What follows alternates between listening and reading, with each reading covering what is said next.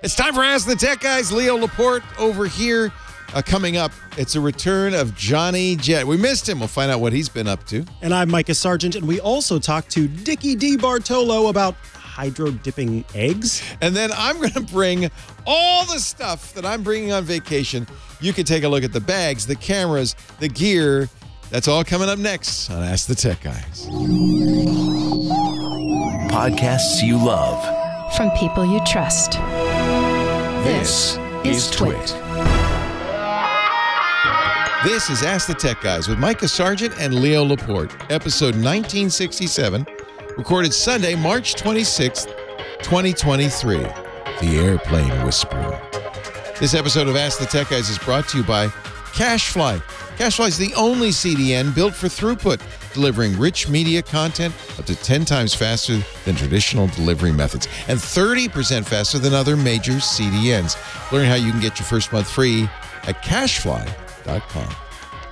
Thanks for listening to this show. As an ad-supported network, we are always looking for new partners with products and services that will benefit our qualified audience. Are you ready to grow your business? Reach out to advertise@twit.tv and launch your campaign now. Well, hey, how are you today? It's time for Ask the Tech Guys. There's two of us. I'm Leo Laporte. I'm Micah Sargent. Hey, Micah. Hi, Leo. You're dressed like a French sailor today. Oui. You need a little pom-pom hat. I'm ready to take you on the gondola. Gondolier, Micah Sargent. We're glad to have you. This is the show where you get to call in and ask questions. We have some video calls. We'll take some Zoom calls. And I have an answer to a question from last week. You remember? Yes. Guy called, wanted to know about bags. Yeah, what bags do we carry? We're both fans of the Merce. Mm-hmm.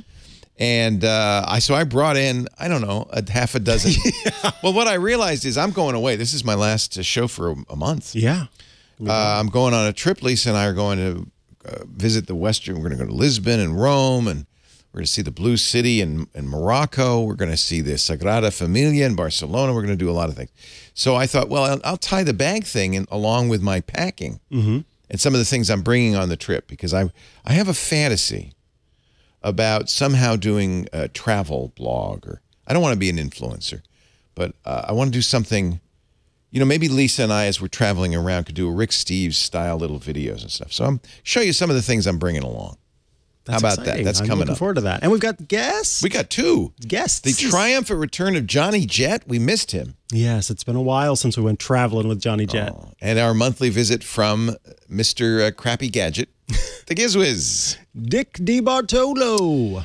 So let's just quickly, before we get to our first calls, go through some of the stories of the week. The biggest story of the week, one of the pioneers of the technology of the computer revolution, passed at the age of 94, Gordon Moore. He was one of the three founders of Intel, along with Andy Grove and Robert Noyce, in 1966. In the 60s, he founded Intel. But most people probably know him for his law, Moore's Law, which he coined, I think, in the early 60s, even before Intel was founded. 68 they founded Intel, by the way. I'm just looking at his the obituary on the Intel website. Moore's Law was that, and he coined this in the 60s, that the power with the true, I'll give you the exact law, which is the number of transistors on a processor will double every 18 months. Now, that's kind of a technical, that makes sense. He's a technical engineer. That's a technical thing. But in effect, doubling the transistors means doubling the computational ability. So he was, in effect, saying the power of our computers is going to double every 18 months. And weirdly enough, it did for decades. In fact, I think we're just now coming to the end of Moore's Law. Yes. The sad thing is he was very unhappy about that being attributed to him. He did say it. But he always said, I'm embarrassed that he finally, I think, got around to accepting the fact that this was going to be the thing in his obituary. The very first thing people would say, you got to be careful in life because people remember one thing, and that's the thing that's going to be the headline of your What will obituary. your one thing What be? will your Exactly. one thing be? Amazing fellow, retired from Intel in 2006, split his time between California and Hawaii, passed away with his family in Hawaii this week at the ripe old age of 94. kind of a legendary fellow, and you can really thank, I think, in many ways, Gordon Moore for the computer revolution that we all experienced. So I like to remember these guys because we're moving from when I started in all this, it was all new and all fresh. We're moving from that into it's commonplace. It's part of your everyday life. You don't think about who invented the spoon or the zipper. Right. It's just part of your life. But I think I ought to anyway, because I remember all of this, kind of memorialize this as I think it's as it important. goes. Yeah, especially as we continue on, you're talking about Moore's Law coming to an end because of the fact that everything is just going faster and faster and faster. Yeah. And the faster we move, the more you kind of have to throw things to the side. And I think it's best to not throw things to the side. Must have been kind of amazing for him to watch over his years. I mean, he graduated from college in the mid-50s, 1956. He went to Johns Hopkins. And he moved to California to join Shockley Semiconductor, which is an early semiconductor company. Founded Fairchild with Robert Noyce. Actually, it's a very famous 6 engineers defected from Shockley, and it was considered traitorous by Shockley himself, and started Fairchild. And then 11 years later, Moore, Noyce, and Andy Grove founded Intel. Actually, I noticed they don't mention Andy Grove in the Intel piece, so maybe Andy came later. Anyway, won the Presidential Medal of Technology, National Medal of Technology from George H.W. Bush in 1990, Presidential Medal of Freedom from George W. Bush in 2002. Gordon Moore, R.I.P. In other news, have you heard of Acropolis? I have not, so I'm looking forward to hearing about Acropolis. Acropolis. Acropolis. It's actually a major security flaw that I wanted everybody to know about because it could bite you. Okay. In fact, I know somebody it bit back in the day. This is 20 years ago. This happened to one of my co-hosts. I won't name names on Tech TV. She found a picture of herself that she liked, cropped it just for her face, and used it on her social profiles. I guess we didn't have Twitter back then, but whatever, put it out. And then somebody noticed, oh, it's cropped, and found the rest of it, because this was the problem back in the day, and I can't remember which tool. I think it was probably Photoshop she used to crop it. It turned out it had been a topless photo that she had cropped down to just her head. Oh, no. And sad to say, the full photo was revealed as a result of that. So I don't want this to happen to you. Here we are many years later, and the same thing has been noted with a couple of different cropping tools. One is Microsoft's snipping tool. So a great many of you might be using this. Microsoft put out an emergency update. This is Lawrence Abrams writing in the Bleeping Computer. Emergency update for the Acropolis. See, crop, get it? Crop. Yeah, it's a crop. Apocalypse Yes. with cropping. Now I understand. Yeah. So the idea is that the deleted pixels are not deleted; they're still in the photo file. Yeah. There's just, they put it, the cropping tools do the simplest possible thing, which is just say, well, just the image is just this. Oh. But they don't get rid of the data. Oh, wow. So they change the metadata. Google's done it too. The pixel markup tool also had the same flaw. This is a common thing. And as I said, it was going on 20 years ago, I think, with Photoshop. And you can see that it doesn't modify the file. It just modifies the metadata. So be aware. Be very, very careful. I'm going to bet this exists in other tools as well. Yeah. Microsoft and Google have both fixed their tools. But yeah, cropping may change the visible area of a photo, but may not delete the rest of it. Well, and this is good if you have a photo that you crop and then you want to undo. Yeah. You know, oh, I didn't mean to get rid of all of that. So being able to get it back to the state that you had it in. It is kind of odd that they're calling it. It doesn't seem like it's some sort of bug, but rather it is an active choice, right? To keep the rest of it. I think you nailed it. So they can undo, right? And it's much faster to, instead of resizing, reshaping the image, just change the metadata that says where the image is. Got it. Anyway, for whatever reason, it's a common flaw. Be very, very careful. Wow. I don't think that, I'm just having a thought of how often does a photo that is compromising in other ways, are you making a face that is just It's perfect, so perfect that it needs to be. Well, a portrait. in her defense, it was a professional photo shoot. It was, a real. Oh, got it. So it was okay. So she liked the headshot. Yeah. She just didn't want the rest of it. I don't blame her. The rest of the story. Finally, oh. very good news from the Federal Trade Commission. Now, it's not a law, it's not a regulation yet, but it wants to, and it's put out a request for comment, make it easy to cancel membership. So how many times have you signed up for something with one click? Oh, that was easy. One click, sign up for the gym. And then you have to cancel it. You have to call somebody. You have to jump through hoops. You maybe even can't find the cancel on the page, right? There's no easy way to cancel. The Federal Trade Commission is proposing a formal ban on that kind of, they call it a dark pattern. It is. Yeah, I agree. It wants to make it as easy, or in fact, the process to cancel should be identical to the process to sign up. So if you sign up with a one click, you should be able to cancel with one click. I think that's totally right on. I agree. Do you think what they'll do is they'll make you have to call to sign up? That's their way of getting around it. Like, okay, well, oh yeah, you're gonna have to call to sign up if you want to call to cancel. Oh yeah, oh they could do that. Make it harder to sign up. No, they won't do that. I don't think they will. No, they won't do that. So they're gonna have to change the cancel. Yeah, I have had too many subscriptions that, I mean, they know this. They know that a person will keep it longer because of the friction that is required to get rid of that subscription. And I was talking before the show about a subscription that I still have, and it's, I don't need it anymore, but I just really don't want to call and have them go, but could we get you? Could we possibly get you to stay on if we only charge you half the price? Awful. Isn't that half terrible? Yeah. Just let me hit the cancel button. There's another feature which I think may even be better. Many companies try to keep subscribers by offering a special deal or a perk.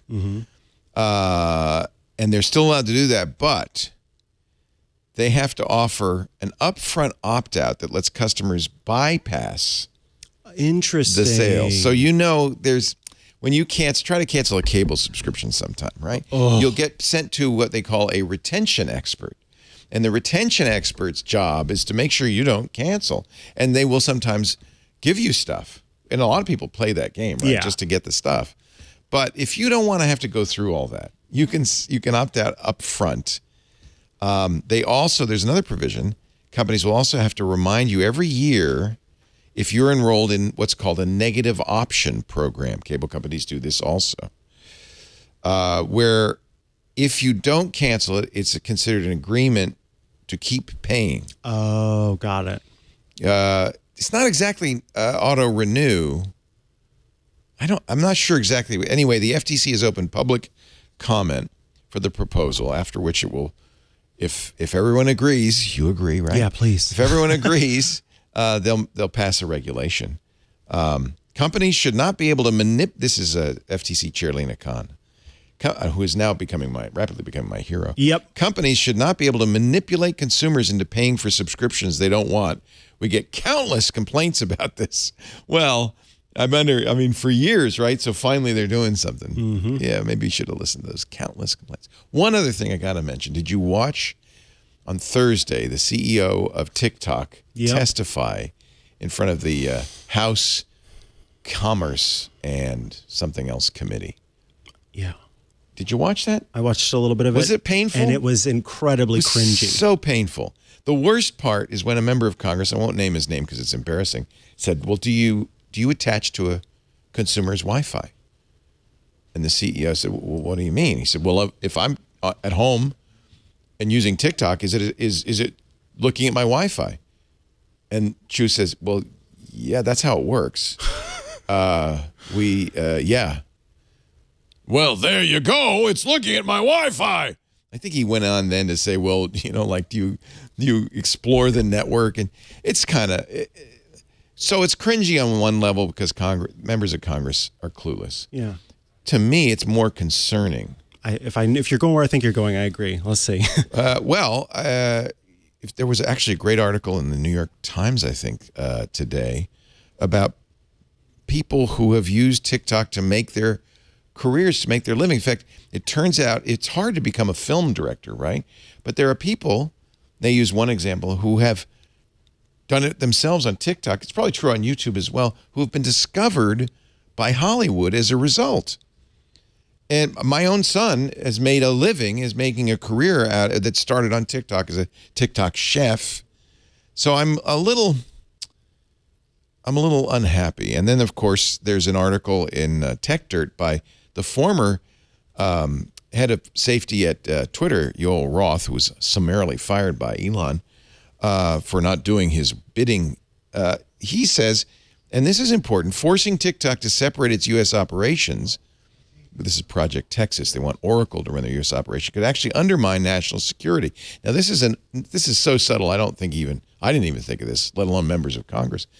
But Yoel says at Twitter, we were able to find disinformation campaigns because we looked at the global universe of data. Right. If you start segregating data, say this, you can't see anything but the U.S. data, the trust and safety team is going to have a really hard time, because you need to see the whole global universe to catch these guys. I hadn't even thought about that. Wow, yeah. I know there's a lot of people who think, maybe rightly so, China is our latest adversary. There are a lot of people in government who want a Cold War with China, and their concern is that TikTok can spy on U.S. citizens and maybe even propagandize U.S. citizens. And maybe all of that is true, but this is a complicated process. I don't even know how you ban an app. Right. I wonder what that even is going to look like if that happens. Can you? I mean, you can kick it out of the App Store. You can force Apple and Google to do that, but that's actually a bad idea, because then the app doesn't get security patches. Exactly. People won't delete it from their phone. They'll keep using it, and it could be worse. You could, I think all they really could do is tell U.S. entities, you can't deal with China. You can't deal with TikTok. You can't. Credit card companies can't allow payments and stuff. And I guess that would suffocate TikTok in the U.S. eventually. But boy, I don't know. Do we want to get in that business? Because it's where does it stop? Right. And then really the real issue, and they were trying to get the CEO of TikTok to agree to doing things, and his problem was, you're not making anybody else do that, so you're going to disadvantage us. But you're not making Facebook. You're not making Instagram. You're not making Twitter. You're not making Google. You're not making Amazon do any of these things. So they're going to have a competitive advantage, and privacy isn't protected. He said, we need, and I agree with him, a federal law protecting privacy. That's what we need. If Congress passes that, I'm all in favor. But to single out TikTok is perhaps not the best idea. All right, enough of my sermonizing. We had to reboot. We dragged that out a little bit because we had to reboot our Zoom ISO. It crashed. So if you want to be in the show, now's the chance. Call.twit.tv. The Zoom is open. Call.twit.tv. Where in the world is Eric San Diego? He's just like in his truck like normal. Or maybe he's at home and pretending to drive a truck. Yep. No, he's bouncing. Green screen. Before the show, I did a little test to see if it really was him. I played Convoy, and he got all excited. You knew. So I know he's going like this. He's driving a truck. Let's see. What else was I going to say? Oh, you can also email Ask the Tech Guys, plural, at twit.tv. Ask the Tech Guys at twit.tv. But just to make sure everything is okay with the Zoom, because we had a little issue with it, let's take a video call. Let's do it. Hello, Leo. Hello, Micah. This is Dan in New Jersey. I have a question about the Wi-Fi speed in my home. When I test it using the Verizon app online, it gives me different results than if I use other well-known and recommended apps. It usually gives me about double the speed. What a surprise. What gives? Which one is more accurate? Right now, actually, we've got the Verizon Speedtest running, and I'm standing next to the router, and let's just see what happens. Look at that. I have also used fast.com to measure the speed. Netflix owned. And the Speedtest app to measure the speed, and they always give me different results. Yeah. The app, and we'll compare the results. Speedtest is Thank you very much for your patience. This will be quick. Bzzz. That's the Speedtest app. I use that a lot. Yeah, same.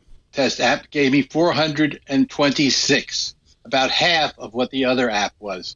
So I was just wondering if you could explain to me what gives. I look forward to an explanation. The show is great, and thanks a lot. Thank you. See, that's a good use of video. It is. We never even saw him. We just saw his screen as he did all those speed tests. And this is such a great question, too, because this applies to so many people. Everybody. Yeah, and what I love about this is there are probably some folks out there going, yeah, that's what's happening, because especially if you have a Verizon He didn't router, say, but I'm guessing that he was on Verizon. Ookla showed, the Speedtest app showed that it was Verizon. So what's happening is, in almost every case, if you are using the speed test made by the company that is your internet service provider or is providing your router, whatever it happens to be, they want to be in the business of showing you the best possible connection, best possible speeds that it can, with some bit of a level to back things up. So think about the sort of, what is it, the plus or minus the error range. And a third-party app like the speed test app from Ookla or fast.com, which in that case is Netflix, they're going to show you different numbers. What's interesting is fast.com is probably going to show you numbers that are lower than what you may be getting, because what's happening there is if you're going to fast.com, it's because in most cases your Netflix video is not loading as quickly as you want it to. And so what does Netflix want? They want you to go to fast.com to see that your internet connection is not as fast as you expected, so that you reach out to your ISP and don't call them. You are such a conspiracy-minded fella. I don't think that's the case. You think that Verizon's doing not lying? Let me think. I don't think they're lying. But remember, if you're using Verizon, that you are in the Verizon network. So you're going to have faster connections because it's not going out in the public network. It's not going out on the public internet. So a lot of what affects your... Look, speed tests are going to be all over the place. In fact, I often say just use the lowest one, right? Because that's the worst case scenario. Yeah. But they're going to be all over the place. So Verizon is going to give it, but somebody who's not on Verizon might get a worse speed test because they're not on the Verizon network. So it really has to do with what server you're going to, and this is really critical, what kind of connection your internet service provider has to that server. So this is why fast.com is always going to be different. Netflix intends that for you to say, just to test your connection to Netflix. Your connection to Netflix may not go on the public internet. In many cases, Netflix has servers inside your ISP's CO. Got it. So you may have a very fast connection to Netflix, but not as fast to the outside world. So that really is, fast.com is only to be used to see what your connection to Netflix is. And I don't think Netflix is downplaying your speed. It's just that's what Netflix would be getting if you watched Netflix. Not necessarily what you'd be getting if you went anywhere else. You know, if you're watching Amazon Prime, it wouldn't necessarily be that speed. So I think you should do a bunch of them. Ookla's is fine. That's the one that speedtest.net you can get the app for. A lot of people lately have been using Cloudflare. Cloudflare doesn't have a dog in this hunt. It's independent. Yeah. So speed.cloudflare.com. The other thing I like about Cloudflare is it's giving you other bits of information that actually are very important. For instance, it's not merely your download speed. That's the big number the ISP gives you. It's not merely your upload speed. That's the little number the ISP gets you. And by the way, this is way low. I think this is because I'm on Wi-Fi. But we're on at least a gigabit, if not a 10 gigabit network here. But the other thing that's very important are these other numbers. Latency, which, as you know, is the amount of time it sends, maybe you don't know, to send data to a server and to get it back. It's kind of like the ping time. And the higher that number, you see here it's 6.5 milliseconds. That's what the MS is. And it also gives you download 23 milliseconds and upload 16 milliseconds, which is interesting because both of those are higher. So I'm not sure where it gets to 6.5 milliseconds. But that's important for things like Zoom because latency means how, you know, when you watch CNN and they're on a satellite connection to Belgrade, there's a delay. He says, well, what's going on in Belgrade today, Steve? Well, I'll tell you. That's latency. Yep. Right there. It's the amount of time it took for the question to get to him, for his answer to get back to me. That's the round trip time. That's latency. There's also jitter, and this is very important for streaming. In fact, people don't usually pay attention to this, and most speed tests won't tell you what jitter is one of the reasons I like Cloudflare. Jitter, here it's 3.21 milliseconds, is kind of like heart rate variability. Yep. That's the best description. They have a little information thing. They say, although median round trip time, latency, is important, it only paints half the picture. It goes up and down. It varies, right? Because you're only seeing it when you see any of these measurements, it's kind of an instantaneous measurement. Well, jitter is a measurement over a period of time, how it goes up and down. High jitter means a lot of fluctuation in latency. Bad. Fluctuation, bad. So a low jitter is actually is the opposite of heart rate variability, right? Because you want heart rate variability. You want more variability. In this case, you want less variability. So a low jitter is better. There's one more number on this, which is also great, which is packet loss. And as you might imagine, that's data loss. So if I'm talking to you over Zoom or you're watching a streaming video, those packets come in one after another and get played back. Boom, boom, boom, boom, boom. Ideally, they get played back. In fact, they have to in order. Otherwise, I'd be talking backwards. So they have to play back in order. But if a packet gets dropped, it's going to, and you've heard this in digital, a little hiccup. Or what most programs and streaming things do is they try to just fill in that dropped packet. And so it looks like a stutter or a delay. It looks a little weird. That's affecting your digital sound quality. Packet loss. If you should have zero, as I do. If you have a noticeable packet loss, it's not going to be a good connection. It's going to be bad for gaming. It's going to be bad for streaming. It's going to be bad for interactive phone calls and video calls. So this Cloudflare is good because it really gives you, in fact, it even gives you a grade. Video streaming, great. Online gaming, great. Video chatting, great. It's giving you a lot of information. This is important. Server location. The greater the distance to the server, Speedtest tries to pick a nearby server. Yep. The greater the distance to the server, of course, the less accurate this will be. So, I'm on SonicNet on this.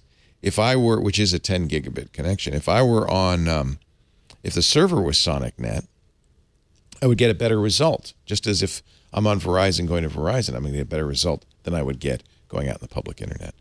So all of this is relevant, and it means you can't just look at a number and say, that's great. That's the one number. That's the one number. Unfortunately, Yeah. There are many numbers. And of course, if you're connected to an Ethernet connection versus a Wi-Fi connection, and depending on which version of Wi-Fi your phone has, that will also make a difference in the numbers. Since you're doing all of these tests from the same device using the same connection, it doesn't apply in this case. But if you've ever switched between devices, because in fact, Leo's speed test measurement was different from my speed test I'm on measurement. Wi-Fi. Oh, you're on Wi-Fi yeah, I'm too? on Wi-Fi as well. Yeah. So different Wi-Fi radios, there's a lot of things. Yeah. All sorts of things play into it. There's one other stat that I say disregard, but a lot of people pay attention to it, and sometimes I think they do it to show that they're really smart.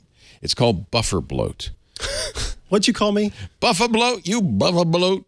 I am doing the speed test at DSL Reports, which is one of the speed tests that reports buffer bloat. Let me start the test. Actually, it's interesting. It just gave me an error message. Is it going to do it?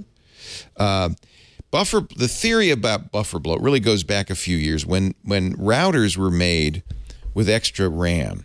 So a router has a certain amount of memory to buffer. Yeah, browser could not reach any server. That might be. I think DSL Reports is kind of maybe going away. It was for a long time the one I recommended. Now I recommend Cloudflare. But they report buffer bloat. Notice Cloudflare does not, as far as I can tell, unless they I couldn't find it anywhere. They might hide it somewhere. It's less important. 5 years, 10 years ago, router manufacturers noted RAM's cheap. I'm just going to put a lot of RAM in. Too much RAM in a router is a bad thing. That's a bloated buffer, and I don't want to go into technical details of it. It's not as much of a problem. In fact, I don't think it's a problem anymore. So for a long time, DSL Reports would report buffer bloat, and people would come to me and say, I need a new router. I'm getting buffer bloat. They just ignore that. The ones you really care about, up, down, latency, jitter, and packet loss. Those are the 5. Everything else you can kind of ignore. Boy, there's a lot to say about speed tests. I guess my final thing is do more than one. Do more than one. Yep. And the lowest one is the one you want to pay attention to, because there's a reason why. It's it might be Netflix, right? Maybe you don't have a good, because Netflix, if your ISP doesn't have a connection to the Netflix server locally, some do, some don't, then it's going to go all the way to wherever Netflix server is. That is not going to be the nearest server necessarily. Right. But it's a good number to know about if you want to watch Netflix. That's what you're getting when you watch Netflix. It's funny though. I think people probably are a lot like you. Well, see, they're fudging the numbers. You know what, Leo, you've changed my mind. I will say. I think they might be. I will say I will not ever trust my ISP's own speed test, but what you're talking about with the rest of them, I agree with you. Yeah. Hey, guess who's in the house? Who's in the house? The Giz Whiz. Dick Debartolo, Mad Magazine's maddest writer, and our Gizmo wizard. Hello, Dickie D. Leo, how you doing, pal? I am great. Join us in the Stargate. Bum, ba, da, bum. Ooh. Oh, he didn't have the effect. I like the effect where they zoom. Ooh. Oh, nice. Thank you, Benito. Benito controls the T-bar.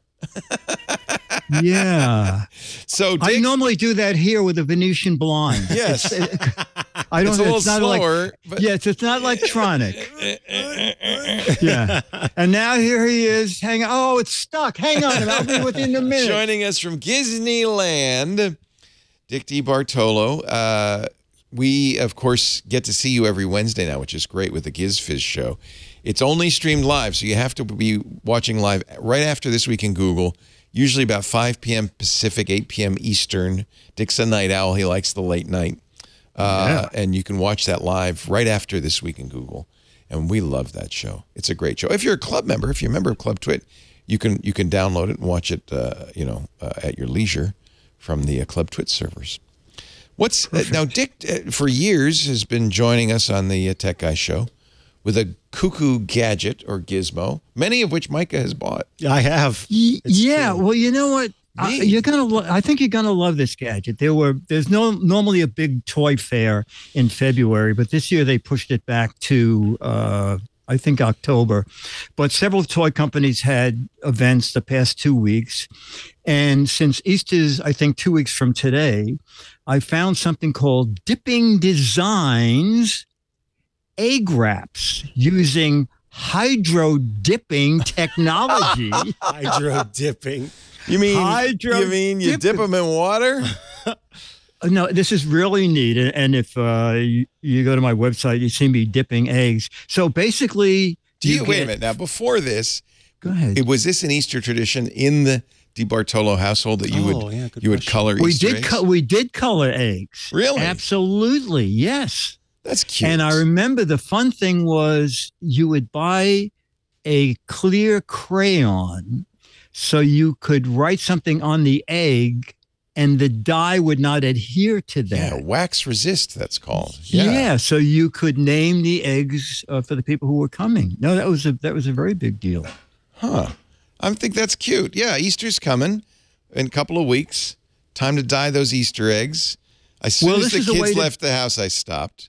I gotta admit it. Well, this is a very clean, easy way to do it. So you get 14 designs. We should say, people are going to say the lip sync's off. No, this is Dick's video from the toy fair at the Dipping Designs booth. Exactly. So you get 12 designs, and then you take just a bowl of water. You lay a design on top of the water. Oh. And it takes maybe 10 or 15 seconds that you'll see the design curl up a touch at the edge. That's now time to dip your wand in the water because the wand has a little suction cup at the end. And then you take the dipped wand and you attach an egg to it. Oh, interesting. This is so you're not actually putting the egg in the water. Well, you will in a minute. Oh. You will in a minute. Okay. So once you have the little wand, the egg on the end of the wand, yeah, you aim for the dead center of the design. This is how they make custom guitars. Yes, I've seen this on TikTok. Oh, is it really? Yeah, oh, yeah. They Okay. do a lot of different things with this dipping technology. So you push Look! down, Oh, that's so cool. That is a cool and egg. then do a little twirl, and then they give you a little smoothing Oh, tool. I would get this if the kids were still around. No mess. That's I so would nice. absolutely, yeah, so much This is- easier. And you when- don't get that horrible vinegar smell. Yes, all over your fingers. Yeah. Oh, this is No, cool. and when I said to the it was Carrie was her name. I said, "Well, what does this kit cost?" She said, "Well, it's $10." Yeah. And I was on Amazon. I'm still on Amazon. It's $8.50 on Amazon. And how many eggs will this do? What you get 14 designs. Okay. You get 2 dipping tools. So it's You a get- dozen. It's a dozen eggs plus a dozen eggs. 2 screw-ups. Yes, Yeah. yes. And Yeah. you get 12 egg stands.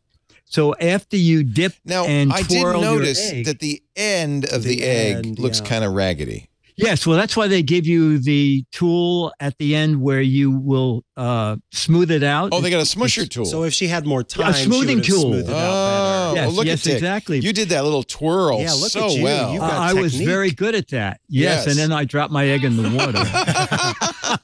Yes, but I watched the video, and she dipped her dipping tool in the water before she did her Yeah, egg. And Dick, you're she just didn't ruining tell this. me to do that. You ruined your egg. No, I no, know. it's still beautiful. It's great. still And the- beautiful. And the Look at thing that. is, always put the side that you dipped in and the twirling side down in so the no one little egg sees it. stand. Yeah. And it'll be really easy. And now, can you then eat the egg? I mean, does it ruin the egg? I mean, Boy, you know what? I did not eat the egg, but my guess is you could just peel it off when you crack the Right. shell. right. You know, you're doing unless it's hard-boiled made- eggs. You know, unless it's made out of Roundup or something. Or, well, unless you have a wooden egg. Yeah. It's leaching. Yeah. Right. Doug M in our IRC says they need a Grateful Dead version, which is true because it's very psychedelic. I love Oh, it. it is. Yeah, Yeah. it I is. liked the animal print one. That was kind of neat. Yeah, they got a leopard. Yeah, Yeah. it's called Dippin Designs. If I sit on it, will a little baby leopard hatch out of it? Or Well, I'm not sure. Yeah, you know, you got to be It careful. depends on A kid might- for that. For If that I- egg, you need a 9x12. a kid might say, if I sit on this, will Jerry Garcia emerge in an hour? That's cool. That is beautiful. I don't think now, many kids are going to say Jerry Garcia. That's also true. It's just a guess. okay. So I guess the designs are all the same, right? You're not going to. Yeah. This is Yeah. this is your choice right there. Although Yeah, there but, is a. they're pretty fashionable. Yeah. yeah, they're styling. Yeah, they're great. Yeah. And then I found one quickie thing that I thought Micah would like because Micah and I both love the foam mania stuff. Oh. He got one for his niece. Yes, and she Yes, yeah. Oh, the loves it. Foam-a-lanche. Oh my, Yeah, the Foam-a-lanche. Foam-a-lanche is Yes, yes. Is that different from Foamania? I think the No, it's company from is Foam. It's from Foam Mania. So they came out now with a little guy called the Foam Mania Quickshot, Ah. and that's a little foam blaster that. Can we get shoots one up for to the 10 studio? feet. That'd be fun. Oh yeah, yes. The Yes, engineers you know what? are going, no. Oh, you don't want it on the equipment, but on the floor, after about a minute, it just Kind of disappears, dissolves yeah. into air. It's just foam. How It's Oh, just that looks foam. fun. It's just foam. It is great fun. Yeah. It is great fun. So that's the quick shot. And Amazon has a pair of them for $29.99. Oh, you can get 2. Oh, that's nice. Yeah, well, you need to have to. you need to How battle. am I going to retaliate? I have to have another one. Very cool. Dick is at gizwiz.biz. That's his website. And, of course, if you go there, you can see the stuff he just mentioned. Just click the button that GizWiz visits the tech guys. Does it say the tech guys or is it still the tech guy? Oh, it No, says it says guys. ask the tech guys. You pluralized it. Oh, well, Myra did for me. Myra's so you, good. Myra. She Yeah. is one of the best S-adders ever. and I have your photo at the top of the Ask the Tech Guys page. Aw. Beautiful. Aw. Well, there you go. The GizWiz visits the tech guys. Click that button to get the Foam-a-lanche and all the other things. Everything Dick's ever mentioned on the show is here. I mean, it's scrolling back in time. It's kind of like a archaeological dig of weirdo. Let's see what the Let's go to the last page. Is this the first thing you ever recommended? Probably. Does your bowl have gyro technology? This is it only goes back to 2020. So. Oh, yeah. Oh, you know why? Yes, because this website started 2020. Oh, okay. Yeah, because Squarespace, I was on like Squarespace 1. Yeah. And it could only be updated with the Internet Explorer, and they were phasing. It was a mess. Oh, it was a Lord. mess. So you're now on WordPress, right? On WordPress. Thanks to Myra. Exactly. Good job, Myra. Yeah, exactly. You'll also see a button that says the gadgets I showed on World News Now. Dick does that every month. Lots of gadgets for that. But the most important button, in my humble opinion, the What the Heck Is It game, a chance to win an autographed copy of Mad Magazine. It'll end of April. So I'm going to have a chance to get back and then really address this, whatever it's obviously a clip of some kind. I was thinking. But what's the thing on the top? I don't know. It's an avocado pit holder. That's remover. Yeah. That's what it is. Brilliant. So if you figure out what it is, submit your answer. There's all the rules are on the website. There are 18 autographed Mad magazines at stake, 6 for the correct answer, 12 for the wrong answer. Correct. So even if you know it's an alligator pear removal tool, don't say that because it's a smaller. But on the other hand, thinking strategically, probably a smaller group of guessers. People who got it right. True. So maybe you have a better chance. I don't know. I'm not going to say. That's up to you. I'm not going to tell you. Math is hard. And he's not going to tell us. GizWiz.biz. Dick's weekly podcast with Chad Johnson, the redhead, awesome. GizWiz.tv. No longer red. No longer red. I know, but I still think of him that way. Oh, okay, okay. OMG Chad. You know, can I ask a tech question? Because it's happening now. It's what we're here for. Okay, I am in MIRC, okay, which I am in every time I'm on. Yeah, that's our For the first time ever, I see my name up there with the little cross before it. However, if I try to type to the chat room, a menu comes up that says MIRC address book. Yes. And I can't type anything to the chat room. Oh, weird. All you can see is your address book. All I can see is my address book. And if I close it and try to start typing again, it pops up. And I've already rebooted. I've closed the chat and opened it again. What app do you use for chatting in IRC? The MIRC. Oh, you said Merc. that. My bad. Yeah. MIRC. Hit the control key. As somebody says. Try hit the that. control key. Hit the control key. Okay. And now what? Just try typing now? I don't know. I don't use MIRC. Are you on Are you on Windows or Mac? I'm on Windows. I would recommend HexChat instead. MIRC is pretty old. Hexchat.github.io is the free version. Okay. Hexchat.github.io. I really like it better than MIRC. MIRC is kind of almost the original GUI Merc app. That logo. Wow. Yeah, you can see how old It looks like a it little is. Pac-Man. Yeah. I like HexChat a little bit better. Okay. Yeah. I will try. I'm not sure what's going on that one. Dickie D. Have a safe trip. Thank you. Yeah. Thank will you. you be back for the next time I'm on in 4 weeks? Yes. I think you will be back by that time. I get back on the 21st, so I'll be here for the show you will be. on the 23rd, I think is the Exactly. next. Okay. So we'll have a see you super then. time. Thank you, Dickie. Excellent. Thanks, guys. Bye. I'll wave to Italy for you.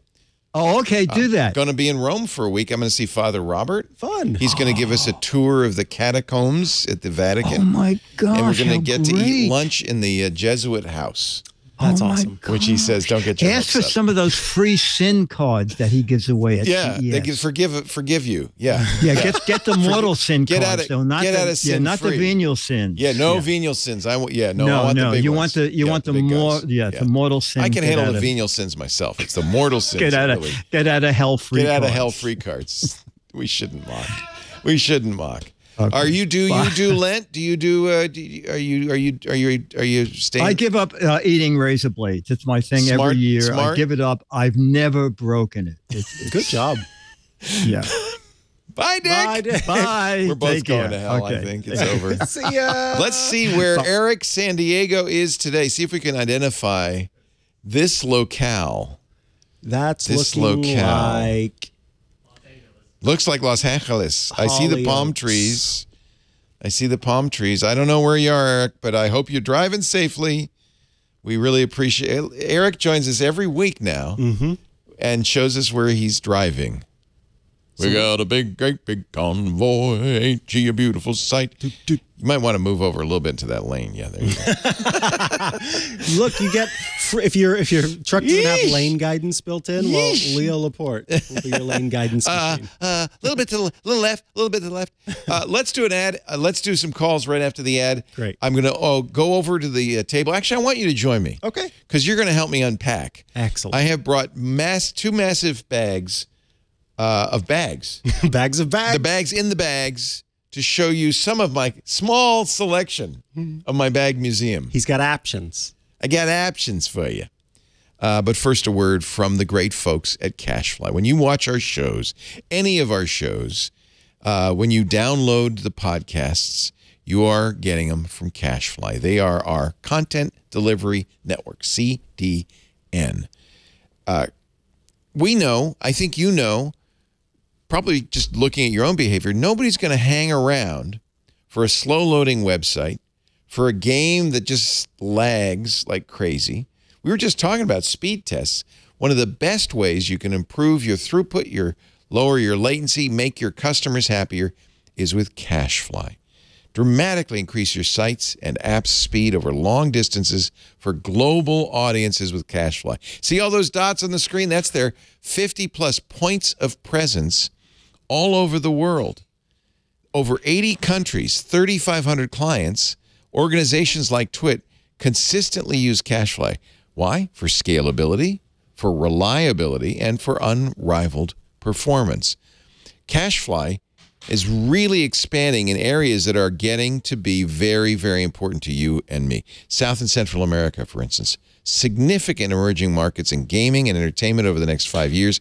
CashFly has been building points of presence. They are committed to navigating the complex government regulations, tariffs, and laws to understand how this market operates, and they are doing a great job. Asia Pacific growing year over year by 25%. Australia, part of that, no exception. And Australia is tough, right? Because it's a big country, but because there's been kind of a lack of early investment in the region, many network operators have a lot of trouble covering the whole continent. Not CashFly. They're in Melbourne, they're in Perth, they're in Sydney.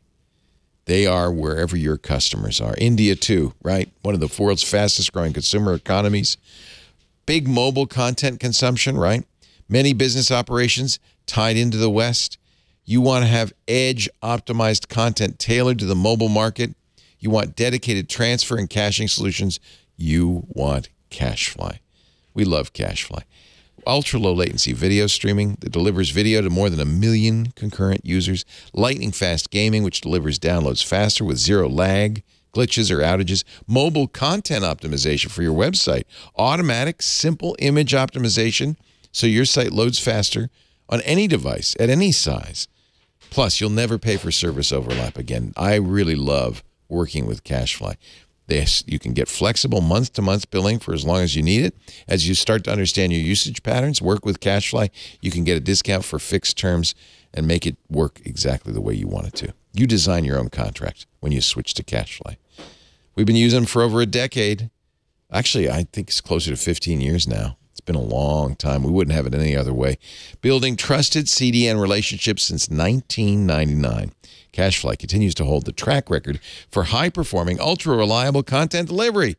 The only CDN built for throughput, delivering rich media content up to 10 times faster than traditional delivery methods, up to 30% faster than other major CDNs.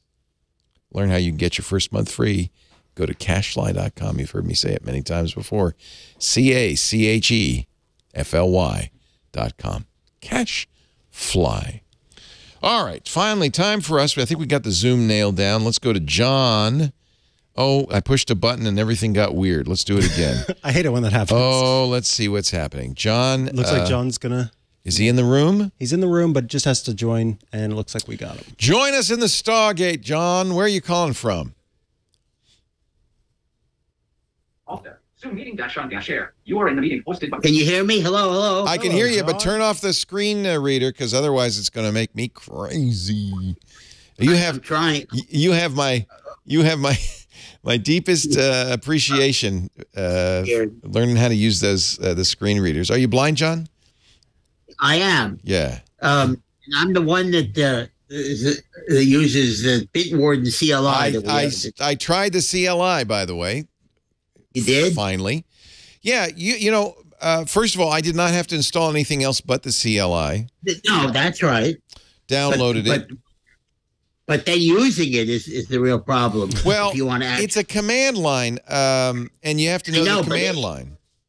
No, but it's even worse than that because you have to do all kinds of crazy things. You have to encode the stuff. You have to do a lot of different things to use it. It's not straightforward. It may not be the most easy to use thing. I understand why you want to use it because, of course, a screen reader is better with a command line than it would be with a GUI.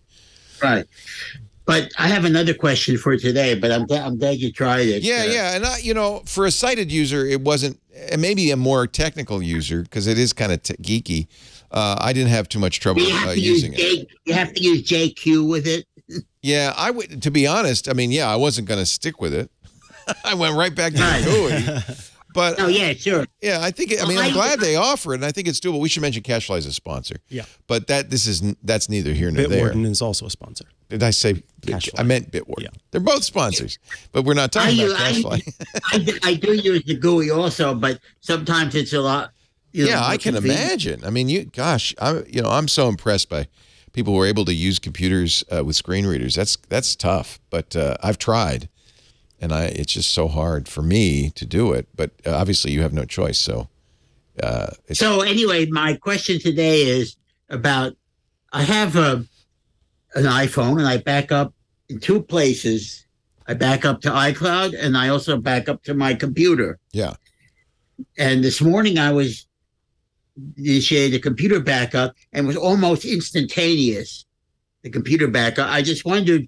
Because I hadn't been backing up in the computer for a few weeks, so I'm just wondering whether there's a problem. Do I have to get iMazing or something and check? It might have been an incremental backup. They don't. This is very Apple. Yeah, so it should be an incremental, but it was almost instantaneous, which I've never seen before. Well, incremental means it only backs up the changes since your last backup.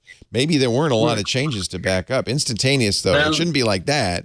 It might be. It was maybe half a minute or something. That's pretty. That's probably accurate. So, and here's the other thing: depending on how you have things set up, there is a chance that your system was already connecting with the phone over Wi-Fi and may have started that backup process. Oh, that's right. And so then it finished whenever you plugged it in or connected it in whatever way you. Oh, really? I didn't. I thought you couldn't do it. I thought it would only do. With a USB connection, no. It's a setting you have to enable. That's what it was. But that setting may have been enabled at some point, and so that could. I think it's enabled by default. Yeah, I do. I do think it is as well. Go ahead. Where is that setting? Well, I don't have a cord to connect here. It should be in the Finder. So actually, I don't know if you're a subscriber. In the Finder, the iPhone comes in the sidebar table. If you're connected by USB, though, it only works if you're connected by USB. Yes, but the backups can take place even if you're not connected over USB-C, if you have it set for your Mac to do backups of your phone. Sorry, I'm trying to find a cable right now so I can plug I've never seen that. I'm using Monterey, but I've never seen the Mac. Okay. Maybe it's different now with Ventura. I just need Lightning to USB-C. We're going to get a cable for you. I think that's exactly right, though. I don't think we need to. I think and you want that, by the way. You want it to just kind of always back up in the background. I think we all have that turned on. It doesn't do that, though. On my computer, it never does that. So so this is the first time you wouldn't even know, would you? Right. If it's doing it in the background, exactly, you wouldn't know. However, Your concern, if I'm understanding correctly, is that every time you've done it in the past, it's taken 3 or 4 minutes, and for some reason this time it only took a few seconds.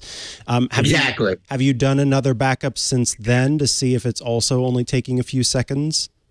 No, that was just today, so that wouldn't be an experiment that would tell me anything.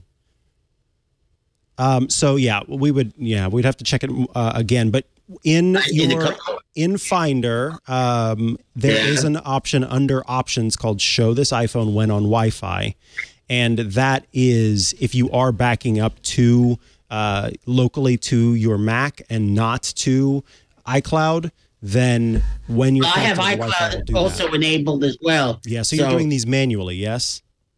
Yes, I'm doing the backup to the computer manually. Got it. Well, yeah, in that case then you are not experiencing, that's not what's going on. It could be that, it was just, for some reason, this one was very incremental and didn't have too much going on. And so the backup was small, but I think you need to kind of see how this plays out in terms of checking the next update and seeing if you get an error or something like that. Yeah. Okay. I guess so. I guess I can certainly do that. Because you're still backing up to iCloud. So, it's not as if tomorrow, if everything breaks, you won't have any backup. You'll still have backups.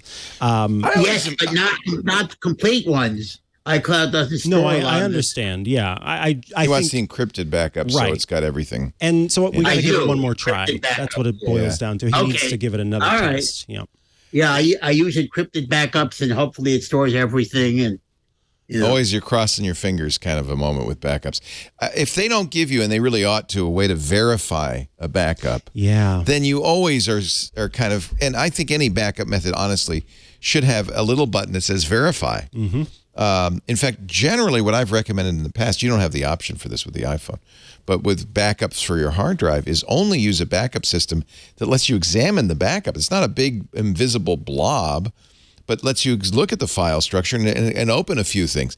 Apple's Time Machine lets you do that. A lot of syncing systems let you do that. That's what I want in a backup, because I've been bit. I bet you everybody uses backup at one point or another has been bit by thinking they were backed up and then trying to restore from the blob and saying, oh, it's not there, or it's not working, or it broke. And so I understand, John, why you're nervous, because, hey, gee, that was only 30 seconds. Did I get it? But Apple provides no way of verifying that you got it. With iMazing, you can look at the backup, can't you? Yep. So it's backing up to a folder that's actually got the folder structure. Exactly. And that's what I always want with a backup. I want to be able to look in the folder, see it looks like everything's there, open a few things just to sample it.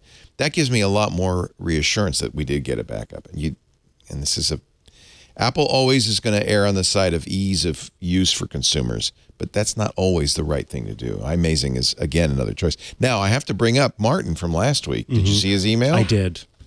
Yes. He says iMazing doesn't solve his problem. He wanted to he had years of messages with images in them, and he wanted to not only back up the messages, but get to the images. Were you able to come up with a suggestion for him? No, I don't have one yet. That's something that's going to require more research, because essentially what Martin was wanting was not to, it worked for the backups that were stored locally on whatever drive he was using for his computer, but he wanted to be able to get what was available in iCloud.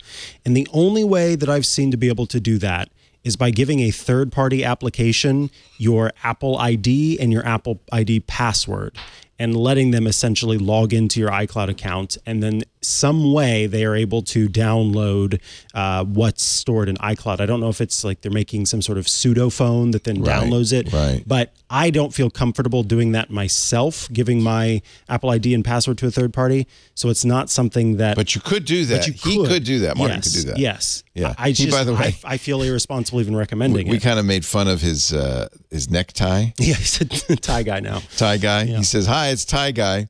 He says he's not a lawyer. He's a retired engineer. Therefore, by definition, a data hoarder. Yeah, we're all data hoarders these days. Let's go to Richard, a.k.a. Talk to Me Guy. I don't know. Is that helpful to hear that? Talk to Me Guy? I'm pushing the buttons, but nothing happens. Let me do it manually. I think I can do him. I can get him to join us manually. The old school way.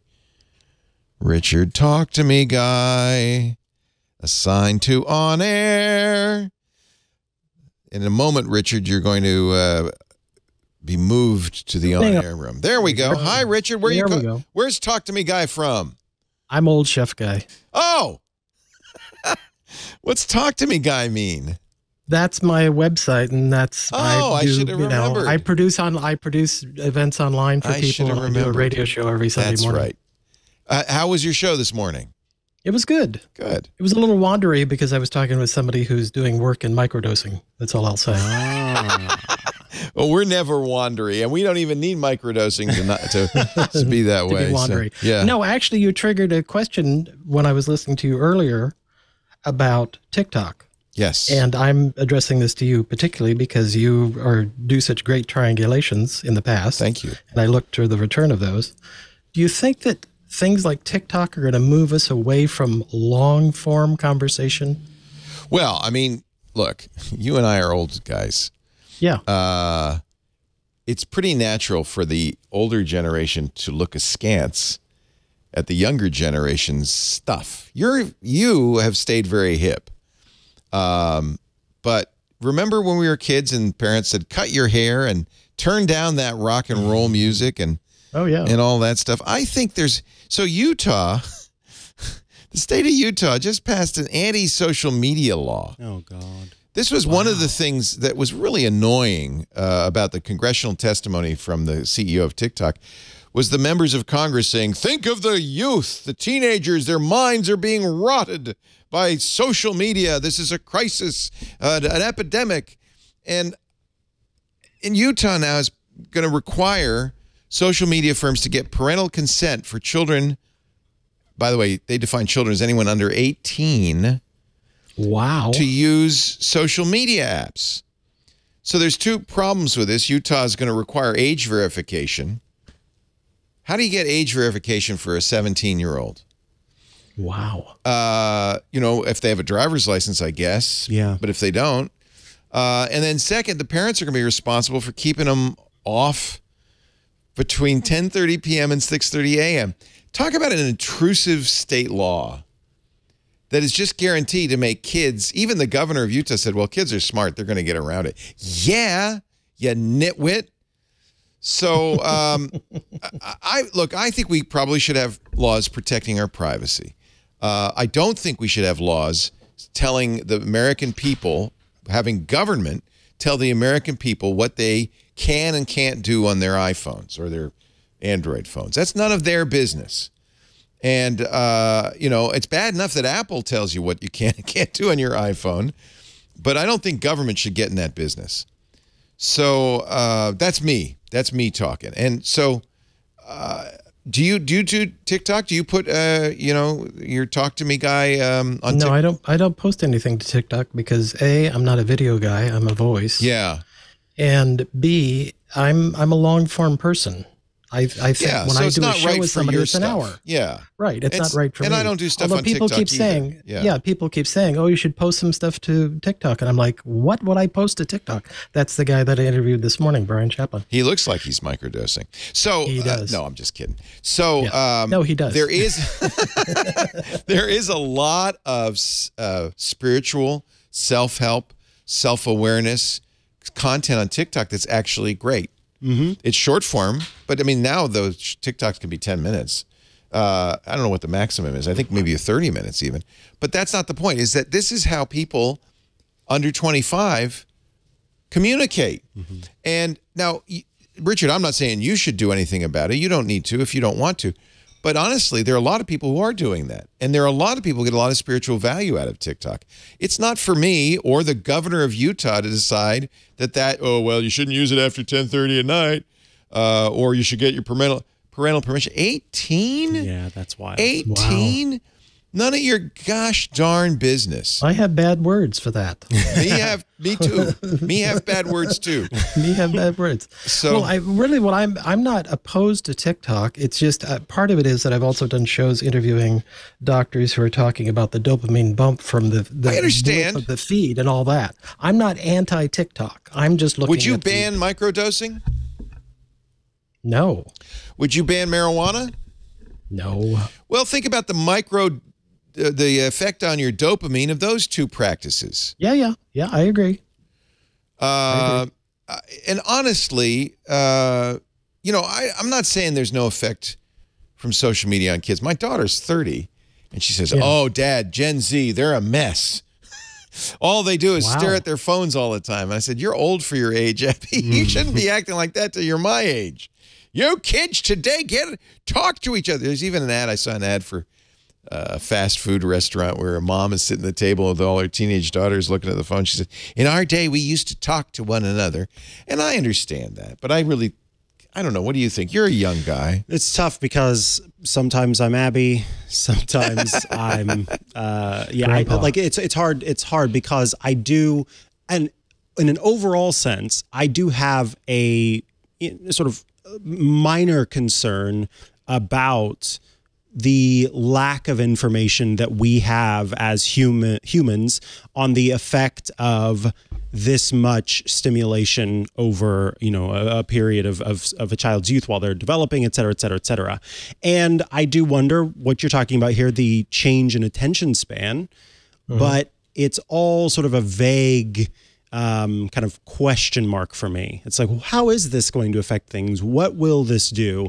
And until we have that research in place, especially the, sort of peer-reviewed journals that are looking at child psychology and are paying attention to how this has an effect, I'm reserving judgment there because, yes, I think that either case, those things can become a little too judgmental because those three kids who are sitting at the table at the restaurant and she says, "We used to talk to each other." You find out that the one kid is talking to their friend. They're talking. They're talking to They're people. talking to each other. Yeah. So that's just how they do it. Yeah, that's where I'm just, it's just a big question mark for me. And it's not something that I'm not willing to be dismissive of any of the viewpoints yet because I don't think we just have enough information. So yeah, I agree with you that is a question that I have.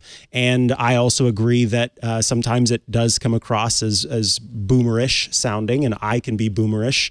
I have lamented the sort of my niece, my mom was just telling me that she has her tablet and she loves her tablet and they have to tell her sometimes that the battery's dead and it needs to charge.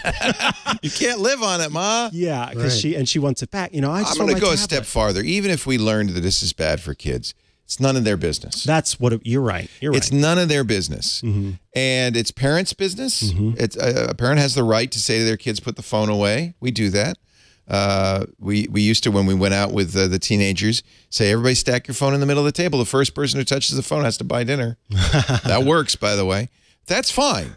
It's not government's job, and it's not heroin. Right. And I'm really, I grew up in an era, you did too, Richard, where we were told by the March of Dimes that LSD would cause birth defects. And kids were jumping off of buildings because they thought they could fly. And all of that stuff was propaganda and was damaging, honestly, in the long run. I think it was damaging. Yeah. It just irks me that this so-called party of small government is now intruding into our lives more than ever before, more than any other government. They really want to reach out and say what you can and cannot do with your body. It's none of their business. And maybe we're going to find out. I guess we could find out. I don't think we will. That social media is the equivalent of heroin, and there are children lying on the curb, sleeping outdoors because they can't get off TikTok. Maybe we'll learn that. Maybe then we should think about doing something about it. They say, "Well, it'll be too late then. We got to ban it now." No, get out of our lives. That's none of your business. I guess in some ways I'm turning into a libertarian. There are some things the government needs to do. They need to maintain the roads so that Eric can freely drive down the highway. You know, there's certain things they should regulate the airwaves. I think that's appropriate. They need to tell companies to make it easy to cancel instead of, you know, making it hard to cancel. There are some things I think government has a right to do, but there are also some things government should just stay the hell out of. And to me, I'm on a soapbox here, but that's just one of them. And no, I agree with. As I say, I'm not opposed to TikTok. It was just an observation of that. No, I'm glad you brought it up. Blipvert universe. Well, it is, and for us, it's like, oh, that's creepy, but it's not for us. It's for them. Yeah. Okay. And so now my real question is, that was fun. Thank you, gentlemen. That was great. I'm still looking for a software-based sound cart. Oh yeah. When I called before and we talked about this, y'all misunderstood what I was. Oh, because I showed you the Stream Deck, but you said you don't want You're saying you don't want hardware. Well, no, all I want to manage is sounds. Just think, Leo, think about the radio station in Cannery Row. Yeah. I want the sound cart on the wall. There you go. I also did a show on that same station. No. Was it KMBY at the time or was it KNRY?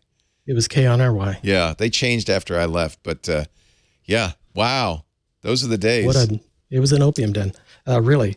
But I'm looking for a sound cart, but a software sound cart. Because I produce for people before our time. Way before our time. Back in the day. Even though I'm really old, way before my time. And so I'm looking for a sound cart that I can manage because I produce shows for guests that use different effects every week. But you want it on the screen, you know, like a soundboard. They used to call them soundboards. Soundboard, right. Yeah, you could search for soundboards. You'll see there are lots of soundboards out there with soft buttons that you press. So you want something that you could have on the screen. I made one for John C. Dvorak back in the day. He at the time, a very short attention span. So we did a radio show just like this together. It was called Dvorak on Computers. It was how I got started in this kind of... Podcasting? No. It wasn't podcasting. This is the early 90s. Gotcha. This was how I got started in talk radio. I was doing regular talk radio before that. John would get so bored, you know, so I gave him a soundboard so he could play sound effects. And I had thousands of sound effects in there. So I'm sure I haven't looked lately, but I'm sure there is soundboard software. You just want it to do like sounds, or you want it to actually change how the person is sounding? The events that I produce for people are like live radio. So if they want to insert an interview or a comment or something from an outside person, I have a board where I know that it's cued when they're going to talk about this. I play that soundboard. I get what you're saying. Or I insert the music. So it's like a soundboard. Yeah, you want to start instantly. So it's transitory. Yeah, in the old days of radio, we'd had cart machines. You would jam what looked like an 8-track into a machine, and then when you press the button, it would start exactly right. Yeah. And then when it was done, it would re-cue itself to the beginning so you could play it again and again. There is a free program, open source, called EVP Sound Effects. Okay. I just looked this up. No, wait a minute. I might be wrong. OS X. Yeah, it says Mac, Linux, and Windows on the search I just did. Here's one, soundboard.com, which I guess is a collection of soundboards. I wonder if they have software. There's a lot of soundboards for theater. I've worked with a theater person. And they're very nice, expensive ones. Alex Lindsay has one that he recommends. It not only controls sounds, it controls light cues, everything, right? Yeah, but those are expensive. As soon as I hear his name, I know it's going to cost me too much. Yeah, it's at least a couple of hours. I love him, but no, it's, a couple of hours. I think there is open source. But the key is that you need to know the term. You're calling a sound cart. It's a soundboard. Okay. And I think if you look for EXP soundboard, DAW soundboard, other free software for Mac, OS, Linux. Sounds like there's... Are you on GitHub? I'm on Reddit. Oh, okay. So there, one of the great things about Reddit, in fact, a lot of people now do site:/reddit.com before they do searches. Somebody uses TeamSpeak soundboard. I feel like this is such a trivial thing, and something that like every Twitch, that's why this exists, by the way, the Stream Deck, because people on Twitch want to be able to do, and it's not just sounds. They want to be able to, switch cameras. They want to be able to do all these things. So this goes to software on your Windows or Mac and lets you do that. you don't want to do this though? I mean, this would be the no, easiest. because it changes too often. In other words, every week it's a different set you of just sounds. load, but so you can have pages, which is really nice, and you can have you can have a page, and this is for the Thursday show. You have the 3 sounds that you want to do. It's very easy to load that using the software. The nice thing is it's not occupying the computer screen. That's the reason it's nice to have hardware. That is true. So you're going to have your, do all the other things you're doing. This is why, honestly, in the long run, very easy this to is what you change want. those. It's easy to change. Okay. Super easy. In the long run, this is what you want. And you don't have to get a big one. They make them with 6 buttons. They make them with, different sizes. But in the long run, that's what you want because it's just like a cart machine. You want to have it queued up. You hit it. It'll play. You can stop it. It stops. It does crossfading, so you can have 5 sounds at once and crossfade them if you want. Nice. I think if you try Elgato, ELGATO.com /Stream Deck, if you try them. But I have to say, there are a million. Here's another one from the IRC, Scooter X found, podcastsoundboard.com. And you said you know of Rogue Amoeba, right? Yeah. What was wrong with Farrago? It's a screen hog. Well, they all are. It's just a monstrous screen hog. Yeah, a lot of them are intended to be full screen. I even complained to them and said, "What? Are you kidding me? It's taking over half my screen." Got it. And they're like, "Oh, well, blah blah blah blah blah." And I had used, basically that's what they said. I had used Ambrosia software as soundcard for years, since Macworld. But they went under, it went away and disappeared, and it broke. Here's the podcastsoundboard.com, the best soundboard app, web, Mac OS, Windows, iOS, Android. I see what you're saying. It would be nice to have it almost to be like a little dock on the side here that pops up with your buttons I just need down a single here. column would be perfect. Yeah, you don't need to waste a lot of energy on that. If you don't want to invest yet in the physical Stream Deck hardware, if you've got an iPhone or an Android device, you can get the Stream Deck app, and it basically makes your phone into a Stream Deck. Oh, you don't even need to buy hardware. So you wouldn't even need to get the hardware. You can give that a try. Oh, I love that solution. Then it's off the screen, so you don't have a screen hog, and then you can decide, oh, I love this enough that I'm actually just going to go ahead and buy the hardware. So yeah, go into the App Store, whichever one you use, and look up Stream Deck there. It is a subscription, but I mean, it's like $3 a month. There's a lot of free soundboards, but this is the one I think you really want. And I think you get a like trial too. So, okay, that's a great idea. Because I have all sorts of tablets around me. I could set it up. Yeah, and that's even better on an iPad. Perfect on an iPad. Really, in fact, we have this identical output that's on my hardware Stream Deck on an iPad as well. And it's just buttons on an iPad. That's another good use for it. You don't need the hardware, just the software. We're also going to put a blog post that Scooter X found from riverside.fm, which is one of those double-ender podcast recording tools. It's actually a very good one. On their blog, how to amp up your show using a podcast soundboard. And they have some recommendations there as well. It looks like there are ways to do this that it's just a menu rather than being a big, long, big thing to take over the screen. So give that a shot, okay? Thank you, gentlemen. Thank you. Everybody should listen to your show. It sounds like it's kind of good for the soul. Well, and I lean, really, my thing is the environment. I'm always moving toward, could we pay attention to the environment? Maybe. Don't you think it would help? Honestly, okay, now you're going to get me on another tangent. After the latest UN report, the IPCC report, where basically they said, we're not going to be able to stop it. We're going to hit 1.5 degrees Celsius. And if we don't act immediately, we're going to hit 2 degrees Celsius, which has catastrophic impact globally. Yeah. I feel like there isn't a single more important story in the world. We talk about a lot of other stuff, but it's hard for me not to just say, we got to fix this, and we don't have any time. And you know what, Richard? You and I are going to be gone before it's a problem. Yeah. That's the problem. But our kids and grandkids won't. I don't even have kids, and not in a bad way. I just don't have kids. And I just think it's mind-blowing that we can't pay attention to, could we stop treating the ocean like a toilet bowl? It's very human. We don't see the problem until it hits us in the face, which it's doing, and will really do soon. Ooh. Sound Health Radio. It's talktomeguy.com. Oh, Talk to Me Guy. Yep, that's me. Thanks. Thank you, Richard. Thank you. Always a pleasure. Have a great weekend. We Thanks, are going guys. to, in a little bit, I'm going to go show you all of some of the packing that I've done. You know, here am I talking about climate crisis. I'm going to get on a cruise ship, which is about the worst thing you can do. But I'm going to show you. It's our last one, by the way. I canceled all the other ones because I felt really guilty about doing these things. We do buy carbon offsets, but I don't think that's enough. But this is one last trip. But I'm going to show you my packing. And then next time, we're going to row everywhere. We're going to row. As we go, we're going to row. Hey, speaking of travel, Mr. Johnny Jett is in the Stargate. Wow. Johnny! Welcome.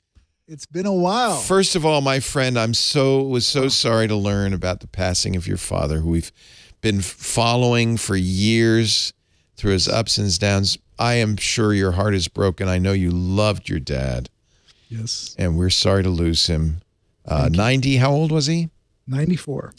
94. That's the good, you know what? That's a good, I'd be happy to get to 94. Listen, I would sign on the dotted line right now. Yeah. If I could get to 94. And So- he was ready to go. It's hard. Obviously, it's hard to even talk about him, but You know what? I have never seen anybody more devoted to his agree. dad. Yeah.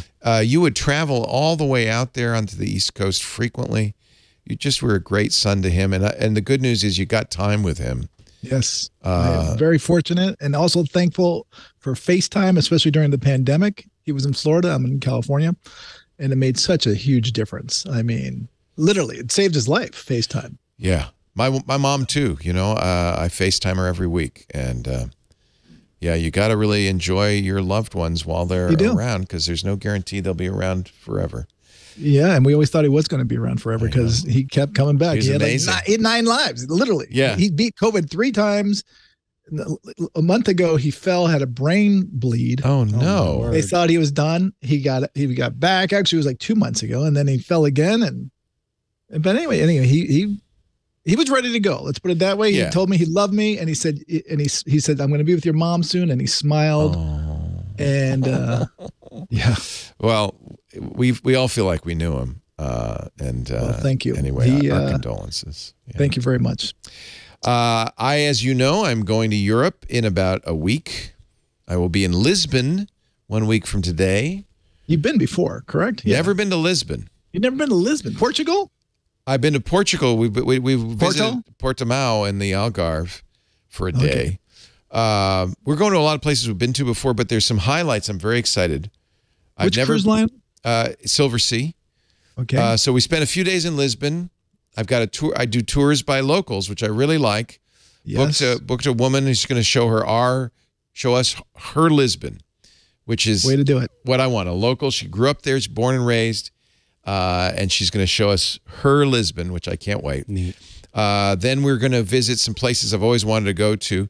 We've been to Tangier in Morocco before, but we've never been to the Blue City. So we're going to go to the Blue City. It's a bit of a bus ride, but we're going to get there. I want to take pictures. I'm bringing cameras because this is going to be incredible. I've been to Barcelona many times, but never got to go inside La Sagrada Familia, the famous Gaudi church, which they have been building for 100 years and are still building. Same for me. Yeah, but I've never been inside. We got tickets to go inside. Excellent. So I'm very excited about that. There's a little town in France called Eze, E-Z-E, which is just outside of Monaco. We've been to Monaco many times. We thought, let's take the little train to Eze and go up on the mountain, and there's a Michelin 2-star restaurant on the top. I've eaten there. Yeah, the Golden Goat, La Chèvre d'Or. So we're going to go there. So we have some touristy, things. but it's great. I know it's touristy. Everywhere we're going is a little bit touristy. Yeah, I mean, listen, we're going to if it's Portofino, for crying out loud, the ultimate touristy. But then the best part is we're ending our trip with a week in Rome. And Father Robert, who will be at NAB, the first part of the week is coming back so we can spend some time with him. And he says he's going to get us into some places. I bet. I mean, the Vatican City. Yeah, yeah. So I also booked some tours by locals. If you have more there. time, go down, take the train down to Naples, and then go out to where my grandparents are from, Ischia, the island of Ischia. Yeah, I'd love to. We won't be next this to time. Capri. But see, what I've decided is the problem with cruises is you're one day in every place. So what I've decided from now on is we're going to go somewhere and stay there and really get to know it. That's from now on. So this is the beginning of that. But yeah, next time we'll go to Naples, Napoli. I would love to spend 2 weeks in Naples and really get to know. You don't really want to be in Naples. You want to go on. We'll go to Ischia. You want to go to the Amalfi Coast. You want to go to Ischia. You want to go to Capri. Yeah. So that's the way to do it. We'll definitely. But listen, cruises are great because they do give you it's a Whitman sampler, right? Exactly, and then you go back and you but choose at least which one you you got want. a different one every day. Different try. Yeah. So for sure. And Silver Sea is a very nice. There's only 600 people on. It's a smaller boat, so it'll be fun. It'll be a lot of fun. And while we're talking about international travel, by the way, yes, they said Blinken came out, Secretary of State, saying make sure that they're having an unprecedented time of passports. They're getting 500,000 applicants a week. Whoa. Which is 30 to 40% more than the previous year. So if you're going to travel internationally this summer, go find your passport, look at the expiration date. If it expires within 6 months, some countries like Italy require 6 months, and you really have to have at least 3 months for sure. Even if you're only going for a week and it expires in 5 months from now, they won't let you in. So go find that expiration date. If you do need it, send it out, because right now it takes 10 to 13 weeks. If you expedite it, it's 7 to 9. And it's expensive. It's not that much more. I think it's $60 more to expedite it. Okay. I think so. It's not much more. Right. Unless you really expedite. There's a couple $100 one for like overnight. Yeah. It's like $350. Yeah. At least. What's the point of an expiration date if you don't honor an expiration date? Well, they do, but what's weird is you want it 6 months before. So then that should be the expiration Almost date. all countries do that. And I think the reason is they don't want you to be stuck in country without a passport. In case you get hurt or something like gets hurt, you don't want it. They don't want to be responsible for you. So, double check that. And I'm sorry to cut you off. No. This is good advice. We have checked our passports. Both of them expire next year, so we got plenty of runway in our passports. But and protect them. Make sure there's no rips or anything. So I just saw online someone's like, "Oh, I ripped a page out. Is that okay?" No. That passport is no longer valid. No. Oh, man. Why would you rip it? Jack did that to my wife. She had it lying around. He ripped out the back page, which had nothing on it. I go, that passport's no longer valid. Yeah, because they want to know where you've been. There's some countries, they won't let you in if you've been somewhere they don't like. So they definitely want to see all of those stamps. And if you rip one out, that's kind of like admitting there's something on that page. Like, where'd you go that you don't want us to see? Yeah. And another tip, by the way, speaking of passports, make sure that when they stamp your passport, if they do, some of them are not stamping them now. Yeah. Make sure they do a good, healthy stamp on there. Because one time I was flying from Porto to Frankfurt to Doha, and the agent in Frankfurt's like, where was your entry stamp? And I had so many stamps on my passport, it literally took them about 20 minutes to find like a little light stamp, and I almost missed my flight. Oh, yikes. My. They don't mess around. So make sure you have a good, healthy stamp in there. Wow. Entry stamp. Wow. And don't get phony entry stamps, because there are plenty of tourist places. I was in Ushuaia, and I got a stamp from the southernmost post office in the world. And that's not a real post, and you shouldn't do that in your passport. No. I think I got one in the Falkland Islands, and I got one at Machu Picchu. Yep. And they also do one in the Cook Islands at the Barefoot beach. I can't remember what it's called. And I was like, no, thank you. Just stamp it on a piece of paper. Yeah, put it on my forehead. Yeah. So I will not get, well, I don't know. Do you have to have a passport to enter the Vatican City? That's its own country, isn't it? It is its own country. It's the smallest country in the world. Yeah. You do not. I would like to get a stamp maybe from there. I don't think there's anyone that's going to stamp it. You just find some random person. Although you never know, your buddy father might be able to do it. I'm hoping, this is in my back of my mind, that maybe, because, he's, Father Robert's a Jesuit, and so is the Pope. And the Holy Father apparently comes over for dinner sometimes. Wow. And I'm kind of hoping that maybe we can be there at the same time. Did they choose a new one? No, the Pope did not die. No, it was Pope Benedict died. It was an old Pope, not the new Pope. I don't follow these things closely. Yeah. Not at all. We're going to hell twice now on this show. I will show you my app of the week. You want to see my app? I'd love to hear it, and I have other stuff. I've mentioned it, and then you do yours. I've mentioned this before to you, I think. It's called Polar Steps, It comes out of Holland, out of the Netherlands. It's an app that lets you track your voyages. And what it does, which is really cool, is you put it on your phone and turn on the GPS so you don't have to manually track it. I can choose the trip to Cancun.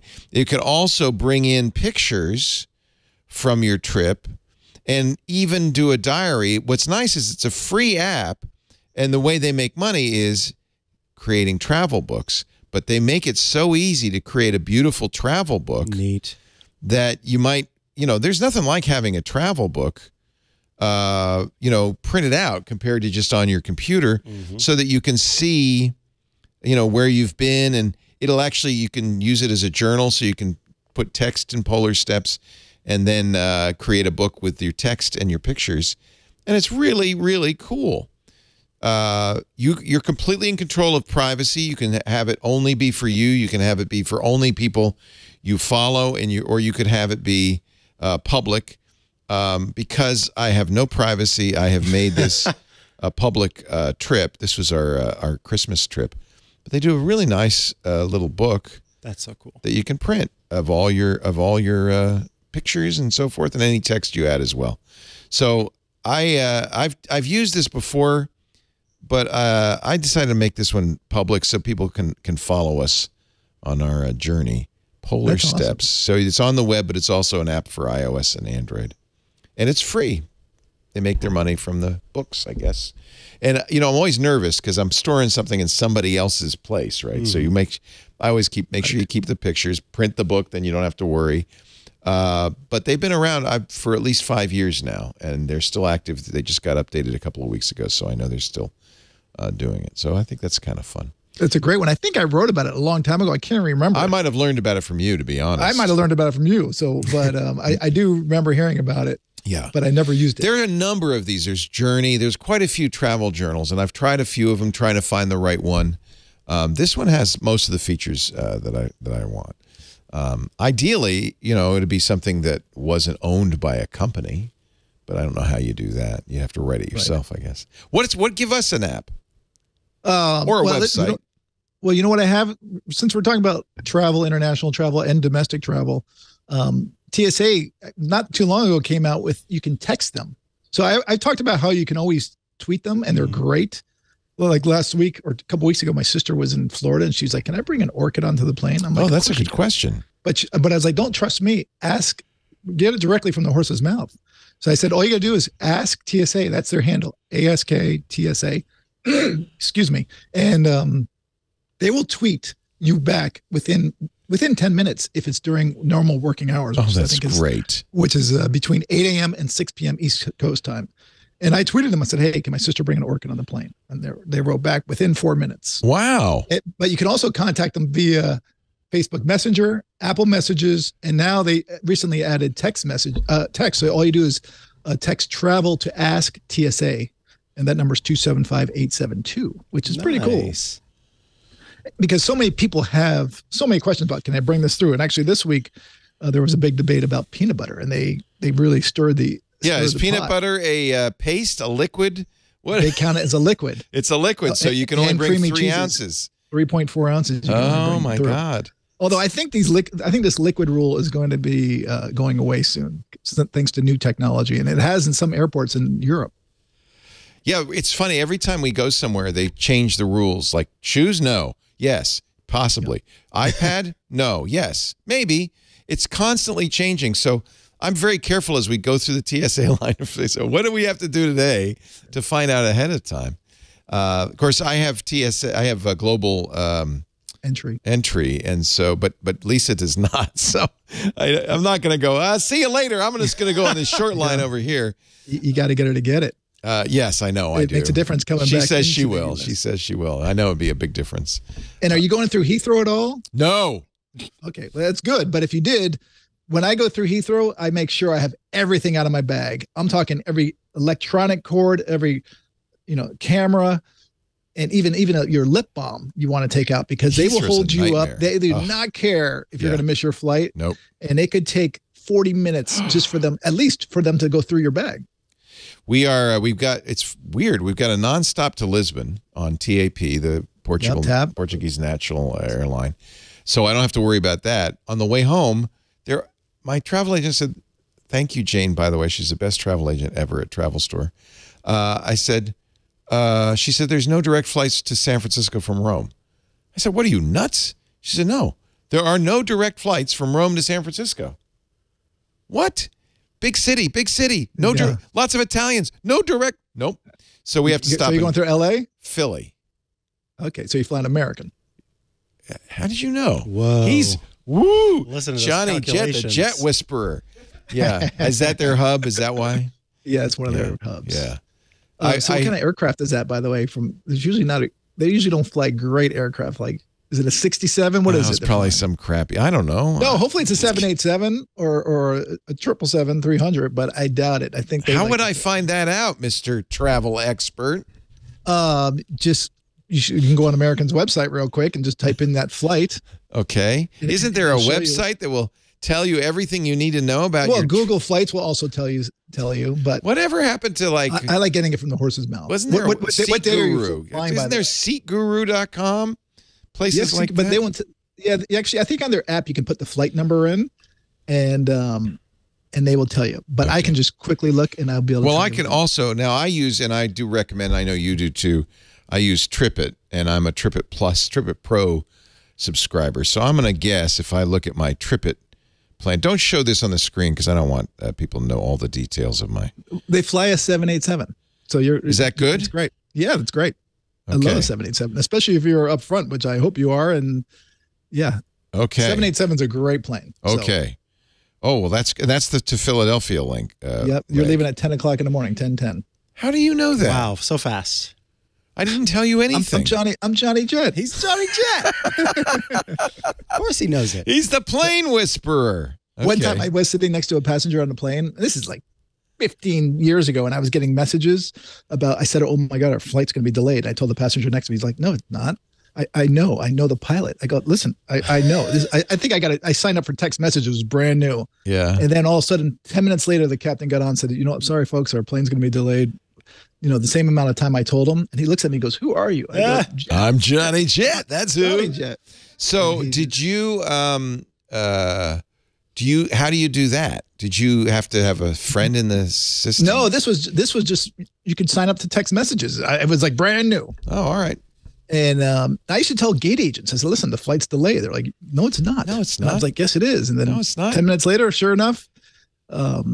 I always have the app for the airline I'm flying on my phone and get the alerts from that. That usually is helpful. For sure. And I talked about Flighty before. Yeah, Flighty app. That's a great app. Yes. Yeah, it's not free. And that's what, no, it's not free. Your first it's like trip's free. Yeah. First one. Yeah. But that tells you everything. But it also kind of makes you paranoid because it'll tell you, okay, the equipment's been changed. It's a different tail number. But what I like about it, and also, by the way, what I recommend besides Flighty app is to sign up for a seat alert, even after you get the seat that you want. But let's say you really want an exit row aisle, or you want the bulkhead, whatever seat you want, you can set a seat alert, or you can set a seat alert for the seat that you're already in. So you know if you've been moved, if the airline changed the equipment. That way you don't show up to the airport and they're like, oh, we changed the equipment. You're now in a middle seat.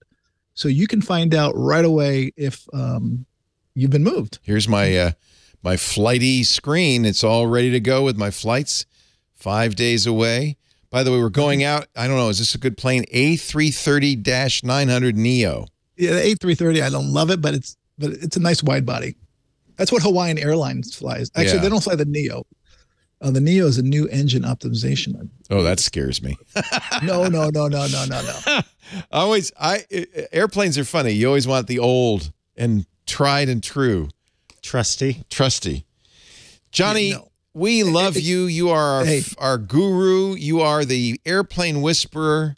And we're just so glad to see you. I hope you will make this a regular stop. I would love to. Listen, you would not believe how many emails and tweets I get from your listeners saying, when are you going to be on, Leo? I said, listen, anytime they ask me, I'll come on. Well, we'll make sure it's a monthly thing. So, I have 6 people I got to get on. So listen, anytime, I'm happy to.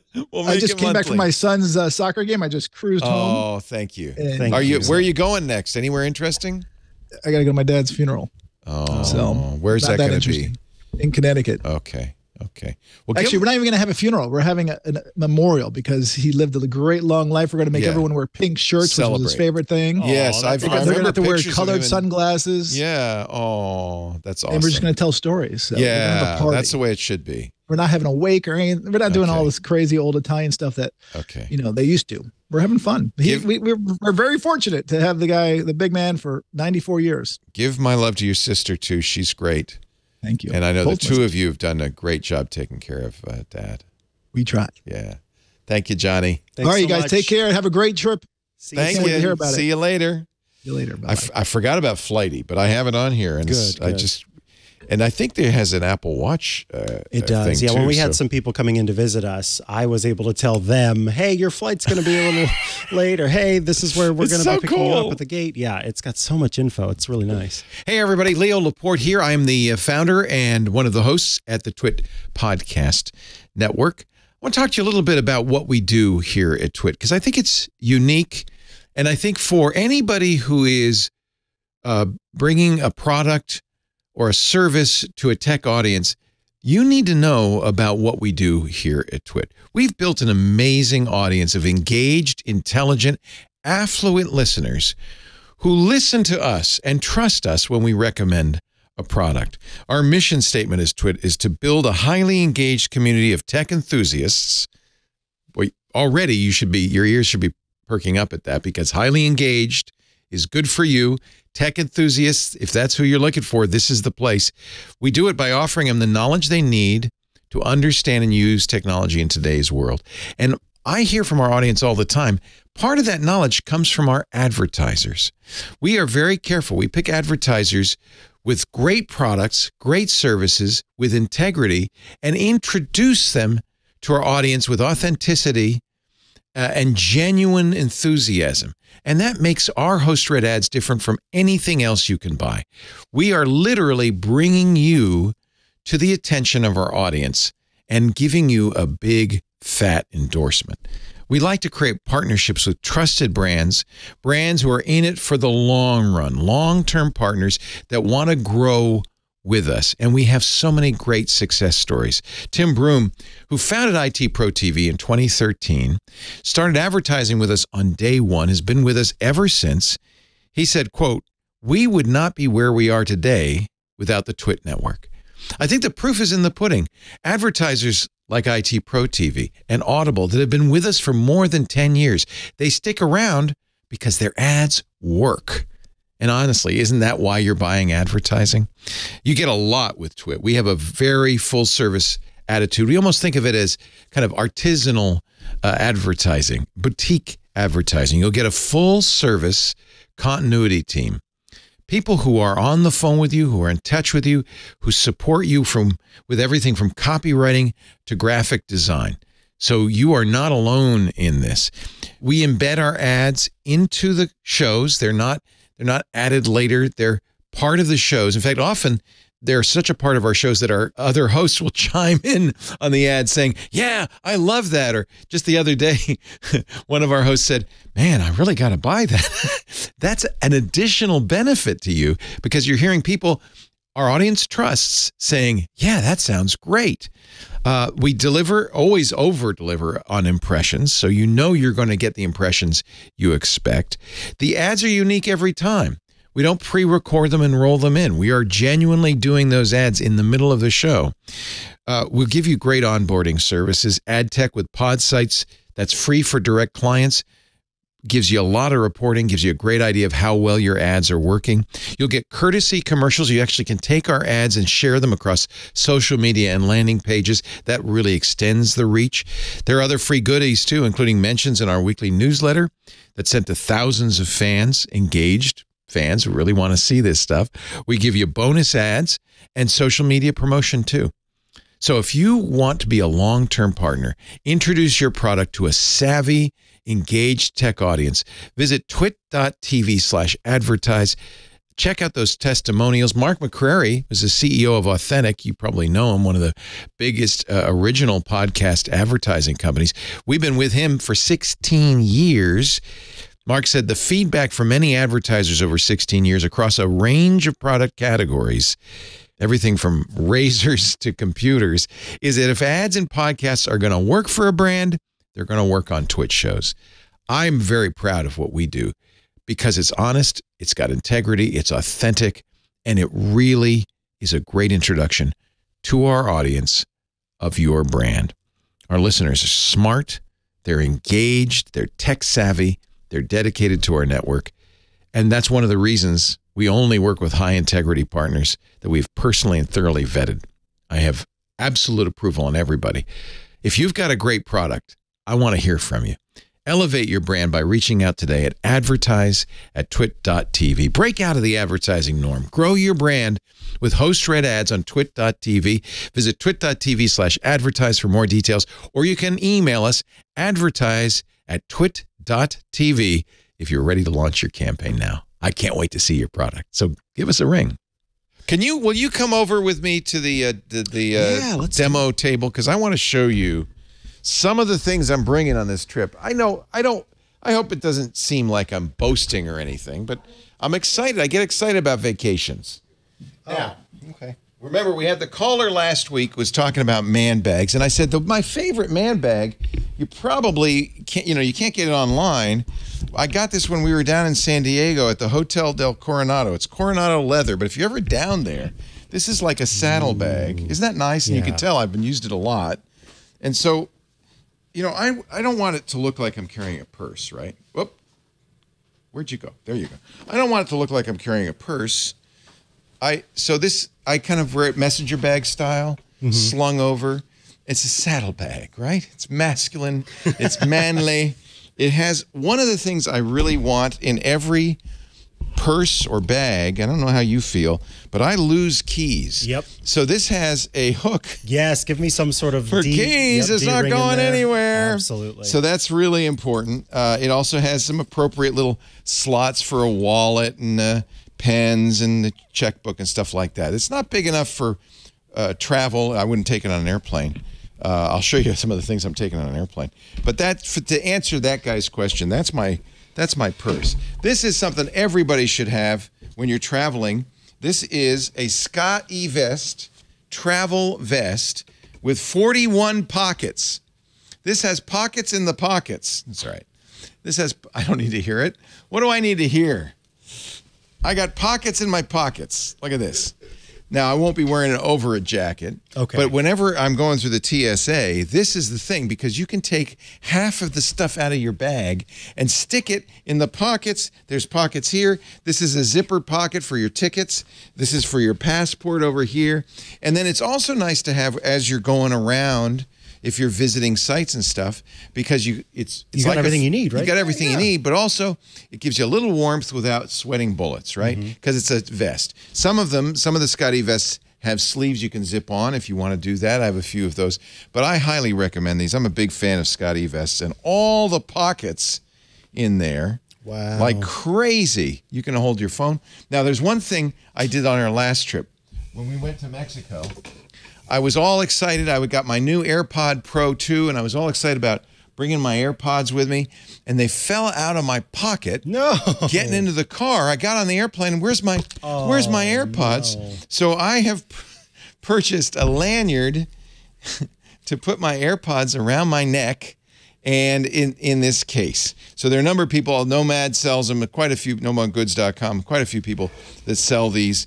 This is my AirPods, and I will have them with me. Nice. Anything I really need, like a toddler, I hang around my neck, right? You won't miss it. Well, it fell out of my pocket. Yeah, that would. And it's funny, we came home, and I told Lisa, I said, I forgot my AirPods. We got home, and we pull in the garage. She says, is that your AirPods? I said, oh, my God, they fell out of my pocket. Like at the last, they jumped out of my pocket. They clearly didn't want to go to Cancun. All right, now there are two big travel bags I recommended. You remember me talking about duffel bags. These are squishable, so you can put them in the overhead compartment because you can really push it down. Squish it down. This one's from Red Ox, very popular. For some reason, all these travel bags seem to be made in wilderness areas. Lots of pouches. It's Red Ox, so it's got red liner, so that's great. Lots of room. The zippers are really hefty. Super good zippers. And alternative ways of carrying it. This one you can sling over your your shoulder, or you can carry it with the handles. This does not have a backpack feature, unfortunately, but this is a classic. I think a lot of people, you know, here's my problem. I go on Reddit or somewhere or read an article on Wired or Engadget. The guy says, the best bag in the world is the Red Ox. So I get it. Yeah. But the problem is I forget I have 30 other bags. Now I got 31. This is really a nice thing to have. And actually, the only unfortunate thing is that this doesn't fit the new iPad Pro. This is for an 11-inch iPad. This is ground stuff. You know this stuff from the San Francisco leather. But look at this for just putting your iPad in. It's got a protective vinyl here. Your iPad goes in this slot right here. Room for business cards, room for pens, room for everything you need. If you want a little handle too. Yeah, nice little folio. An iPad and it still carrying smells amazing. I know, but unfortunately, I've outgrown it. My iPad Mini, which I love, is too small, and my iPad Pro is too big. Yeah. This is for an 11-inch iPad, but they are great. You should always carry with you a wet bag if you're going to be near water. This is a dry, I guess they call them a dry bag because it doesn't get wet, but it's very important to have a waterproof bag. This you seal up. You wouldn't take this on the airplane unless you think you're going to be visiting the ocean on the flight. But if you do go and, you know, a lot of times when you're visiting places, there's a boat ride to somewhere and you want to take stuff with you. It's great to have a wet bag. You seal it up and then you roll it up and then you lock it down and it cannot. Got it. It stays sealed. So I call them wet bags. They're really dry bags. And this is from EarthPack. It's a very good one. Yeah, vinyl. Yeah. It's complete. I've dunked cameras in it. And if you bring cameras, you really want to have something that's going to seal them. What else is in here? This is like Captain Kangaroo's. Oh, yeah. Now, this is a small man bag, I think very nice, from Duluth Trading Company. They make some good stuff. This is inexpensive, has lots of pouches, has the thing that, of course, I mentioned that's very important, which is a keychain holder. It's got lots of slots, cloth liner, which is kind of nice. You know, sometimes having cloth instead of leather or worse, vinyl. But it does have a very nice... Oh, yeah, special pouch for your iPad or your laptop. This is suitable for slinging over your back. This would be a good travel bag to take with you if you're wandering. Looks like it bulks out if you need it to. Yeah. And it can hold a lot of stuff. That's kind of in between mine. Now, I highly recommend this. Lisa got this for me one year. This is a must-have if you're going to go somewhere and you want to leave your stuff and have it be safe. This is the original Lock Tote, L-O-C-T-O-T-E, from Industrial Bag Company. The way this works, it's a very nice padded bag. It's actually waterproof. You can put stuff in it. But what's great about it is you pull it tight and then you lock it down. And once it's locked down, no one can get into it. You can use it as a sling, a backpack. You can use it over your shoulder. But the idea is, if you're going to go somewhere where there are people who might steal your stuff, but you want to leave stuff behind, I actually got this for CES because, you know, sometimes you're in the press room and you want to walk around. Isn't that nice? Yeah, that has it's fashionable too. It's somewhat, well, I know it really, like this is a good style, like modern style for sure. And I like that the ropes are a lot thicker because a lot of times these bags, they have these really thin ropes. No, this is good. You can put this on. And then when you lock it, you pull it tight and then you lock it to the strap. No one can open it up. So it's really a good, safe place. And of course, you take you know, the padlock, you can change the combination and so forth. Lock Tote. Lisa found that probably on Instagram. Yeah, it does have that vibe. I'm guessing, you know, that she saw that and said, oh, Leo really needs that. Let me see if there's anything else in here. Well, of course, I am bringing my camera. I'm going to bring one camera. John, were you making faces at me? Oh, no, this stuff is tough. This is my Leica Q2. This is not an inexpensive camera. It's a Leica. Yeah. And notice, you can't tell it's a Leica because I put tape over the red Leica dot. And I've purchased, by the way, this is from Italian company. There's beautiful leather camera cases and braided things. But there's a reason I got this, because if I put this around my neck, I look like my dad walking around in 1967 as a tourist, right? click, click. They don't know that I've got a very fancy, very expensive camera. This Leica is a great street camera. You know, Joe from New York, our street photographer, uses this, the Leica Q2. It's a fixed lens. You can't change the lenses. That saves you some money. You don't have to buy an additional lens. It's f20, or rather, it's a 28 millimeter f1.7. So it's relatively fast, wide angle, perfect for street photography. It's very simple. I'm not going to bring my fancy camera with a lot of lenses. I want to keep it simple. So I'm bringing this Leica Q2 on the trip, and I think I'll get a lot of nice street photos. I'm making Lisa bring the fancy, expensive camera. All right, I'll show you a more modern bag. This is the one I recommended to our caller. Very similar to the Red Ox. This is the Filson Duffel. Remember we mentioned the Filson Duffel last week? And this one does, in fact, have in it backpack. I love They're that. hidden away, but you can get these out. These are backpack straps, so you can carry it on your back. You can carry it slung around your shoulder, or you can carry it with the handles, so it has that flexibility. This is perfectly appropriate for carry-on baggage, and it has a special padded compartment. I'm not sure I like the idea that it's on the bottom, but there is a padded compartment, so you can have your laptop in here as well. Ta-da! Yeah, and there's a lot of room, so you could bring a much bigger laptop if you want to, but don't throw the bag on the ground. It has waterproof lining all the way around it. In fact, it even has, and this is kind of a nice feature, a rain cape kind of sheath thing. So you can, if it starts to rain and you're carrying around, you can take that, put it over the top of it, and keep the rain out. I mentioned the grid. You know about the grid system. This is the grid that is just, these are elastic, and you could put anything underneath them, including, that's a power adapter, a couple of cables, that kind of thing. Before we leave, this will be loaded up. And this is nice because it will go in the slot of any backpack. It also has a little pouch here. I put USB keys, dongles, things I need to keep track of in there. This is another device that I found recently that I'm going to take with us. Of course, power is always the issue in Europe. This is kind of an interesting device from Anker. You know this device? The pop-up, yeah. Yeah, so it has two features. One, of course, you plug it in, it gives you 2 extra plugs, and it gives you 2 USB-C and 2 USB-A power adapters, but it's also a battery. So you can disconnect this and take it in your pocket, and now you've got a battery charger. So this kind of does double duty, giving you more plugs in the hotel room. There are never enough plugs in the hotel room. And also, if I'm in a European capital, I can use an adapter on this, and so it'll give me 2 US plugs plus the 4 USB. You know, I don't know if 4 USB is enough, but you know, iPhone, Apple Watch, laptop, maybe it'd be enough. You know, I have a couple extra plugs there. So I'm going to bring that one as well. Let's see, what else do we have in here? Oh, I mentioned that I am not bringing a fancy camera besides the Leica, which is fancy, but not, you know, elaborate. But I am going to shoot some video. We talked a little bit about me being doing some influencer video on here. So let me show you. Oh, this is a bag you can't have. This is the Tech TV's 2001 staff bag. It's a messenger bag. I brought it not to show off so much, but although it's true. But that sling bag. It's a messenger bag. So it goes over the front like this.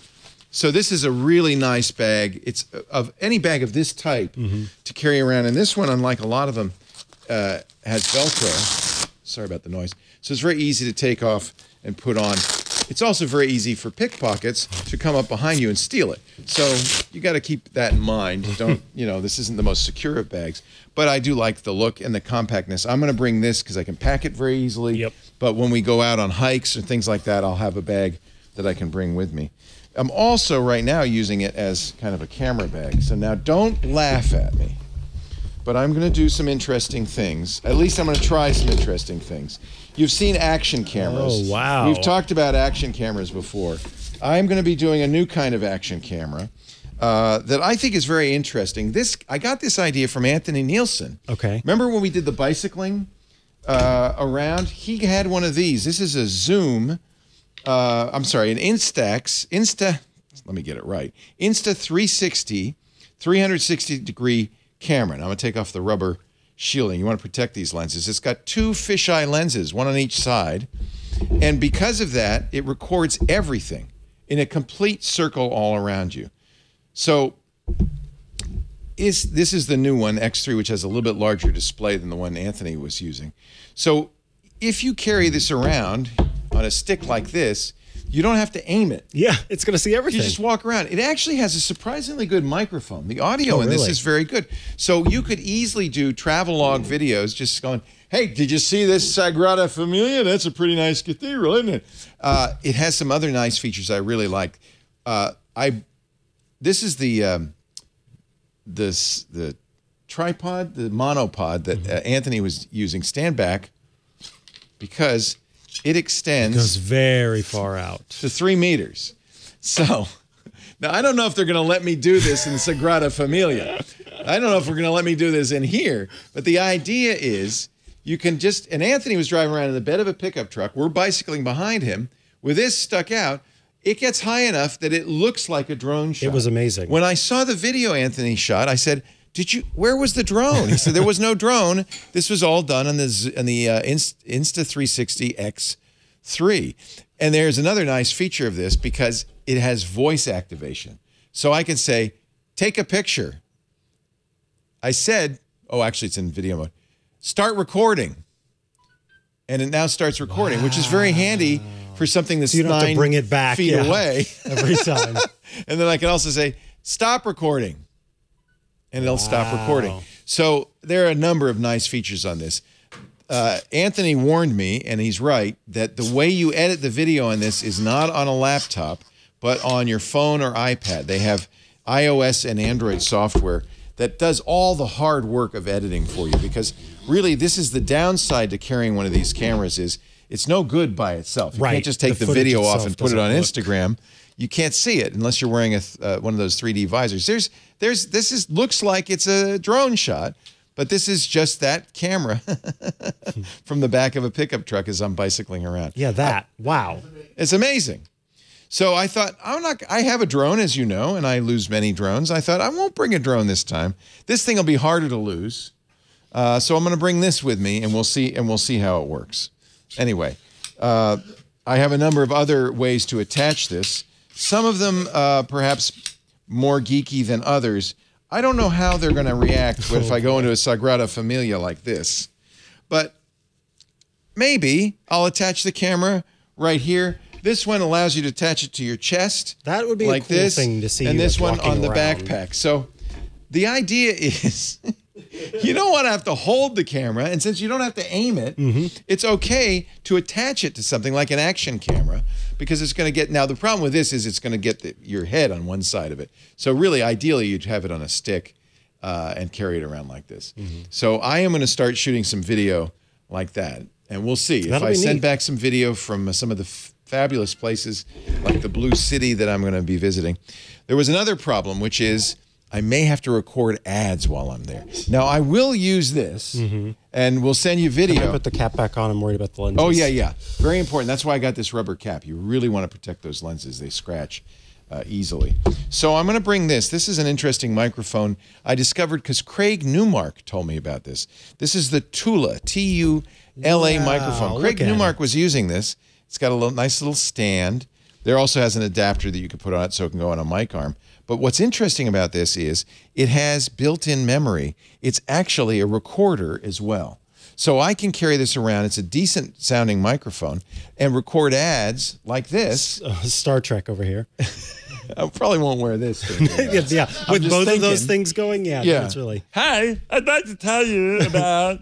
But anyway, this has a good sound. It has a headphone jack. You can use it as a USB mic. It has a USB Type-C connector on the back, so you can use it as a regular USB mic. But you can also use it as a recorder. That's so you cool. can put it on the table and record a conversation, that kind of thing. It has both cardioid, which is directional microphone pattern, as well as omnidirectional. So if you wanted to record a table conversation, you put this in omni, and it would hear everybody all around.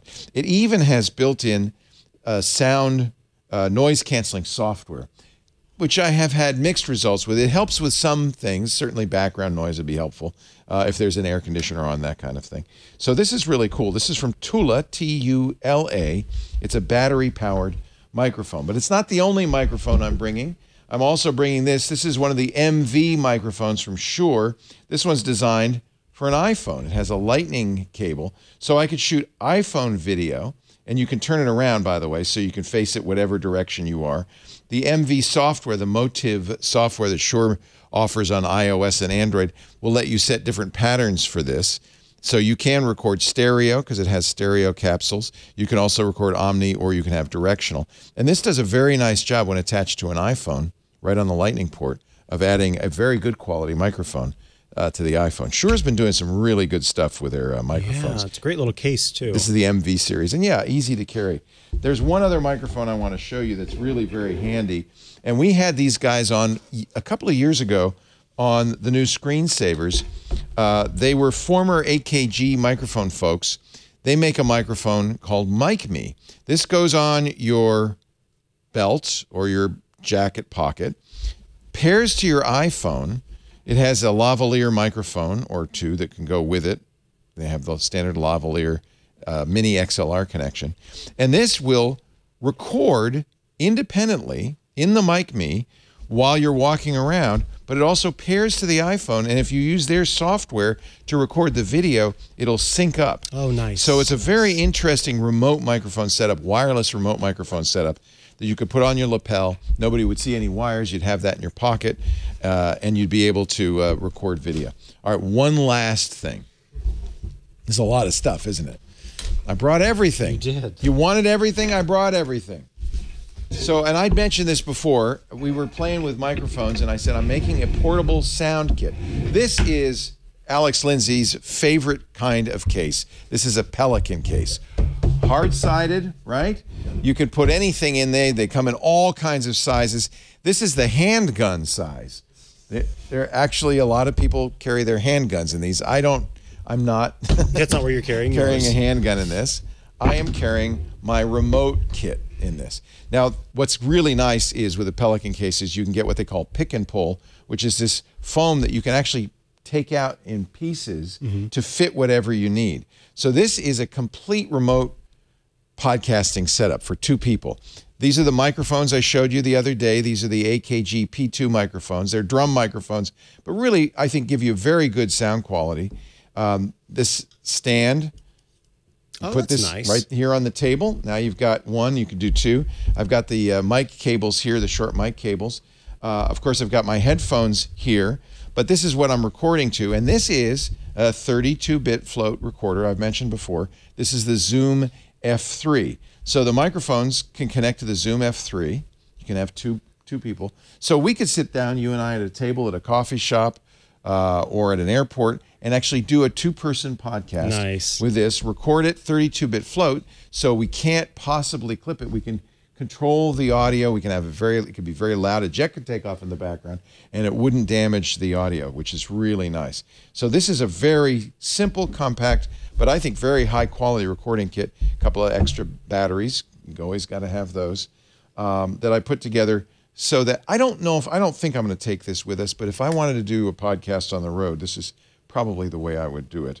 And this kit makes it very easy to carry it around. Chance to try it out yet, or is this? I haven't done a show yet. No. We should do a show, you and I. Go somewhere and do a show. Go somewhere and try it out. But I've tried each individual component out, of course. Right. But I haven't done the whole set yet. But that's a nice way to do that, isn't it? Yeah, it's really nice. Wow. I warned John Ashley, take notes, because I'm going to show about 50 products. Only 20. Only 20? We will get links on the show notes to all of these different products. And, of course, if you follow, maybe not. John's not. Handful. A few of them. And anything he could figure out. And then follow our adventures as Leo and Lisa travel around Europe. I'll be recording it with 360-degree video. And what's hiding in there? What's in this? Yeah. I was hoping you wouldn't ask. Oh, it's got an HDMI port. Now I'm curious. No, yeah, this is for the laptop. This is a little. So you do have to bring a dock with you, right? Because you might need HDMI. You might need a card. This is my card reader. And this is designed for the Air that I'm bringing, so it has the two side-by-side Thunderbolt docks. This is from Hyperdrive. They're always making some very cool docking stuff. This is my little travel dock with the card reader. It can power. It's got a couple of USB-As. And then on this side, it's got the, as you said, HDMI. Nice. In case I wanted to connect it up to the big screen TV in the conference room or something like that. Whew, wow. Now I got to pack this all up and go on the road. All right, let's... All right. This is how the carrot cake is made. All right. Oh, we are back. Sitting down. That was exhausting. You had a lot of stuff. I wish I were home already. Yeah, I'm not going to bring all of that stuff. Just a few of those bags. But I'm definitely bringing this. Do you think I can go into the cathedral? So the thing goes right here. I think a lot of the shot's going to be taken up by my head. Well, according to Lisa, you're not going to be wearing that unless you're going ziplining. Did she say that? She may have said that, yes. All right, back to the phones we go. Let's see who's been hanging on here. We got quite a few very patient. Thank you for being so patient, folks. Who do you pick? Yeah, I always pick. Oh boy. Is Steven been holding on the longest? Yeah, that's what I wish I knew who was where. There's a person wearing a hat with like an orange sweater and a cool orange microphone. I see him too. I'll tell you what, let's do this.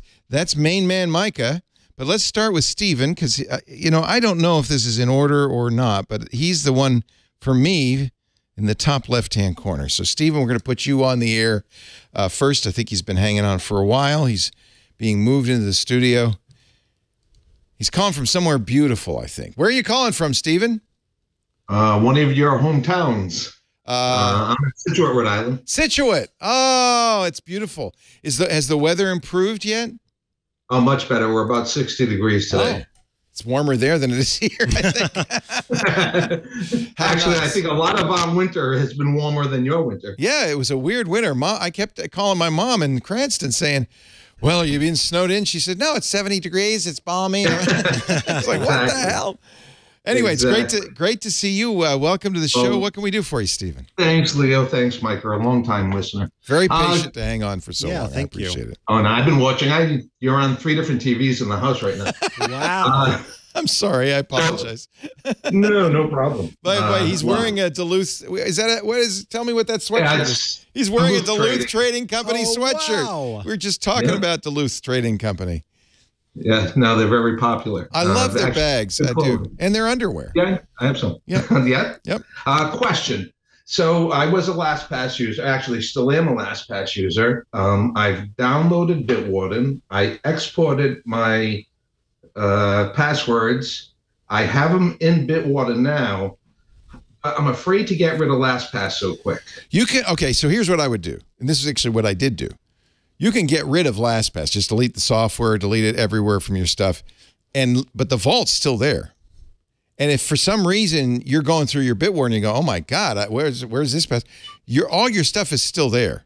So you can Okay, so right now it's defaulted on my computers and my How do I So it depends. Each device is different. For instance, on an iPhone or an Android phone, you have to choose which password manager is the autofill. Usually, like an iPhone, they have the Apple thing, but you can also choose Bitwarden. So you're going to change the autofill on your phone. On your computer, it's really different because it's browser dependent. So all password apps have a standalone desktop app for Mac, Windows, in some cases even for Linux. You probably should have that. And then you can add a browser extension, to Firefox, to Chrome, to Safari, to whatever browser you're using. Take the old LastPass extension off, remove that, put the new browser extension on, it will be the autofill default. You don't have to change anything that way. There are some who say, and they're not wrong, that the biggest security flaw with modern password managers is that browser extension, because that's JavaScript. It gets updated automatically. In theory, a man in the middle could modify it. So Tavis Ormandy of Google's Project Zero and others have said these are the biggest attack vector on modern password managers. Thing is, it's a nice convenience to have that autofill. If you really want to be secure, just use the app, cut and paste from the app. But I use the extension. So that'll all happen automatically. You can keep the LastPass app on your machine. In fact, probably that's a good idea. The vault will stay at LastPass until you delete it. So I waited 6 months. Once I felt very confident that I had everything I wanted in Bitwarden, then I deleted the vault. But remember, as long as that vault's on LastPass, or frankly, this is true of any password manager, if they get hacked, the vault's still there. So I've changed most of my important passwords. Okay, but if you change them in LastPass, it has your new that vault is your keys, right? So ideally, the way you would do this, honestly, and I didn't do it this way, but ideally, the way you do it is export, put it in Bitwarden, delete the LastPass vault, change the passwords in Bitwarden. Yeah. And the reason you don't need to keep the LastPass vault is you've changed all the passwords anyway, so it doesn't really matter what's in the LastPass vault. It becomes useless. Yeah. But anytime you change the passwords in LastPass, well, LastPass has the latest passwords. You know, the truth is, and I think it's probably a good case to be made, that now that LastPass has been hacked, it's highly unlikely they'll get hacked again, right? Because they're going to have their eyes so... They're going to be very careful from now on.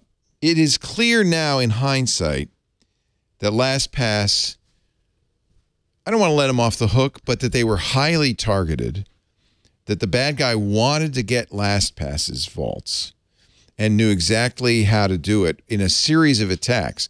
The first attack gave them the key information they needed, which is the names of the developers, and they were able to find the 4 DevOps guys who had keys to the S3 backups, the Amazon backups.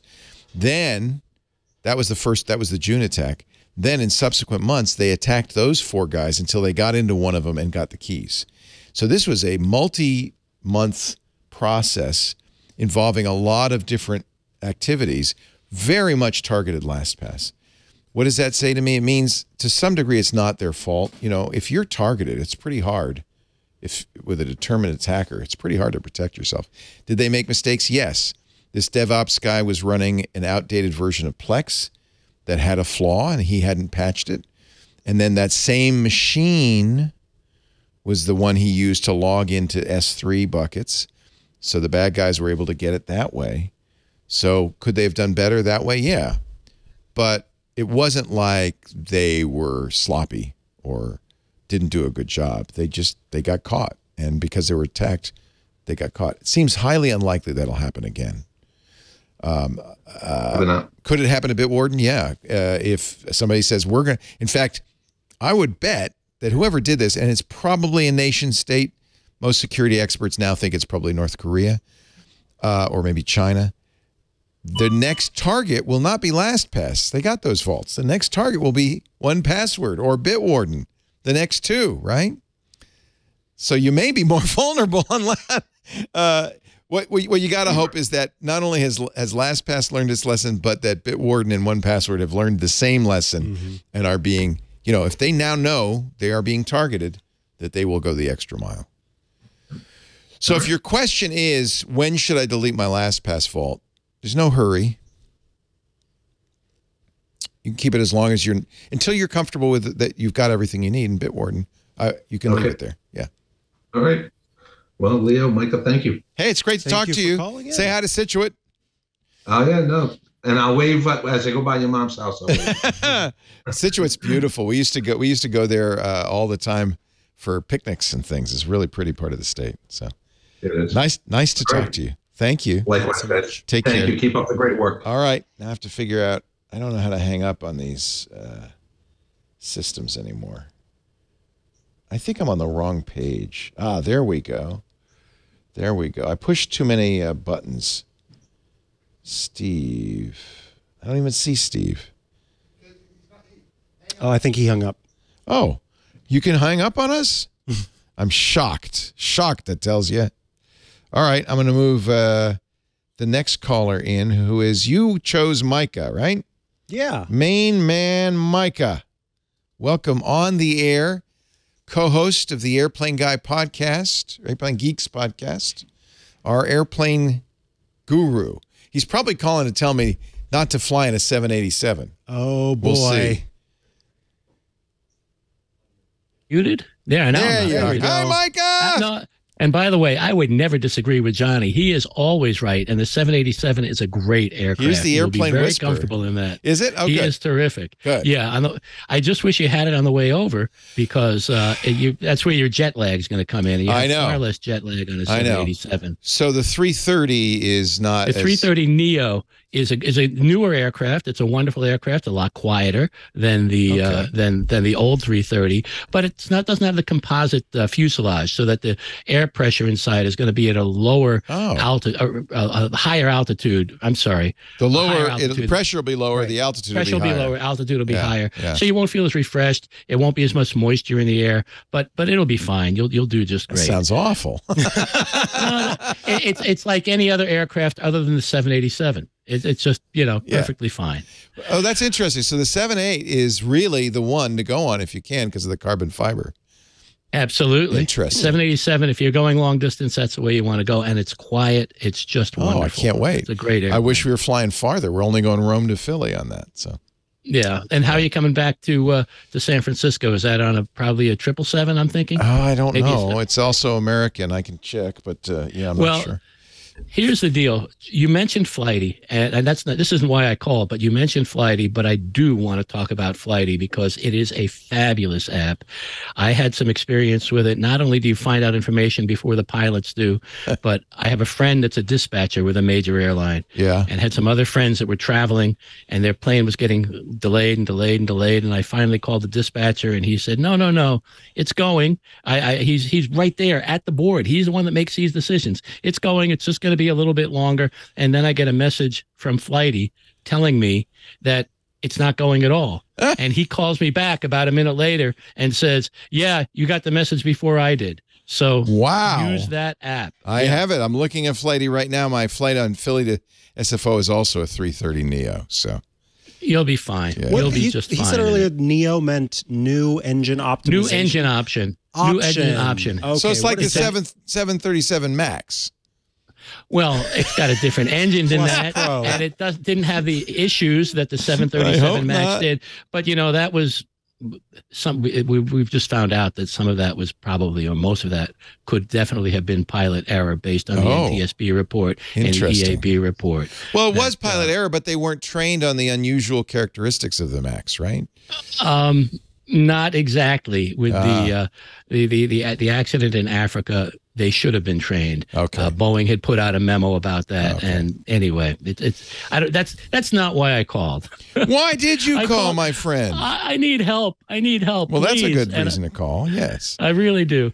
I just got a 6-month subscription to Apple Music, and it's great. It's wonderful. I can say play me some Louis Jordan, and it plays me some Louis Jordan. Play me some Hoagie Carmike. I mean, just bizarre. You things. like old music. Right I like new music too, but nonetheless. Okay. But one of the things that it does is I could be finished listening to that, have it closed for weeks at a time, go into my car, turn on Bluetooth, and it starts playing whatever I was listening to before. Mm-hmm. And I can't stop it sometimes from repeating whatever it was playing. And I've gone through and I found the button that it says would turn off repeat, and I thought I've done that. And I got my phone in front of me. You can see I'm looking at it now. And I can't stop it from picking up in the car even weeks later. Once I listened to Foreigner, Cold as Ice, as a joke. And every time I get in my car now, you're as cold as I don't want to hear this song. How do you fix that? I'm Googling it, trying to find some answers. Can't find any answers there. Nobody seems to know. What Apple's doing is this is Apple, right? They're helpful. Being helpful. We're helpful. I'm helping. So, okay. What I'm understanding is the last thing that you listen to with the music app, when you then get in the car, can be 2 days later, 5 days later, that's what it connects to and starts playing again. Is that what you're saying? Right, exactly. And what do you want it to do? Yeah, what is it that you would want it to do exactly? I may be listening to a podcast on my podcast app. What do I use? Pocket Cast. I may be listening to that, but I turn on, and I've been listening to it. I go out into the car, and I hit the Bluetooth button, and the Apple comes on. It should be smart enough to pick up Pocket Cast. So here's the thing. I don't know. So when Leo said that it was happening to him, that's where it confused me a little bit, because Leo has a more modern system where he's using CarPlay, where it should be smart enough to pick up that it's Pocket Cast. Actually, it is else. now, by the way. Okay, it's doing fine. what it's supposed to do. Yeah. So with Bluetooth, those Bluetooth profiles that are installed in vehicles and even in aftermarket stereos in some cases, those systems are so old that they came from a time where you would Bluetooth from an iPod. And what you wanted at that point, there was not enough RAM, there was not enough sort of processing power for that device to constantly be mindful of what was just playing. And so what you would do is you'd Bluetooth connect, and then it would just start playing from your music library. So what's happening is your phone is communicating to the device. It's going, oh, this is a car Bluetooth. The car Bluetooth is saying essentially, hit the play button as soon as you connect. And it can only look at the music app for that. Because it thinks it's an iPod. Because it thinks it's an iPod. So it's just sending to I think it was in my previous car that it was doing this. That would make sense. The cold as ice. And it doesn't do it anymore with CarPlay. Yeah. There is a fix, a weird fix. I think you told me about it. What was this fix? Big Island's using it, the silent song. Yes, the silent song. But it doesn't sound like what Mike is saying is it's not alphabetical. It's whatever song was last playing. And so, yes, that's just, it used to be it would do it alphabetically, but now what it's doing is it's going, I've connected to Bluetooth, so play. Yeah, it's smart enough to go, I want you to start playing something. So what you might do, Micah, is just look, and you probably have, but if you haven't, and for anyone who's listening out there, go through all of the settings of your stereo system and look for an autoplay option.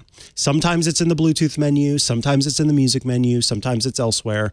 See if there's an autoplay option and just toggle that off. If there's not, unfortunately, there's nothing that is going to solve this. It is just the way that these older systems that are using Bluetooth work, because this is where we talk about Apple trying to be helpful. These are car manufacturers who think they're being helpful because they're saying somebody who gets in their car, like they did whenever that used to be radio, as soon as the car starts, they want to hear something coming out of their speakers. So it's not quite like that, because I can choose AM. It's not quite like that. I can choose AM, I can choose FM, I can choose Sirius XM, or I hit the Bluetooth button and then it goes to the Apple Music. Right, because that's whenever it's actually connecting to your phone as opposed to being connected to just what you're. It's very simple. You just need to get a new car. Hey, my car only has 49,000 miles on it. There's just no reason to do that. In Maine, that's like a million miles. Yeah. But I do have another question about Apple Music. I can't seem to turn off the repeat. The last thing I listened to happened to be a Van Morrison song, and I can't seem to get it to stop. Whatever song I choose. Again with the brown-eyed girl. Again. Over and over. But whatever song I ask our friend who Apple to play, I don't want to say the name, whatever it is, that'll just repeat and repeat and repeat and won't go into something different. And I'm not sure what the setting is to do that either. Let me be clear. So you say, hey, dear friend, play, I don't know, play Brown-Eyed Girl. Play Brown-Eyed Girl, whatever it is. We'll go with that. And then it plays Brown-Eyed Girl, and then when it's done... And then Brown-Eyed Girl play again. You would want it to stop. Play again. Yeah, there's a button. I would either want it to stop or choose another There's a button. song. There's a button. There are some... I've run into this because I didn't know what the buttons meant.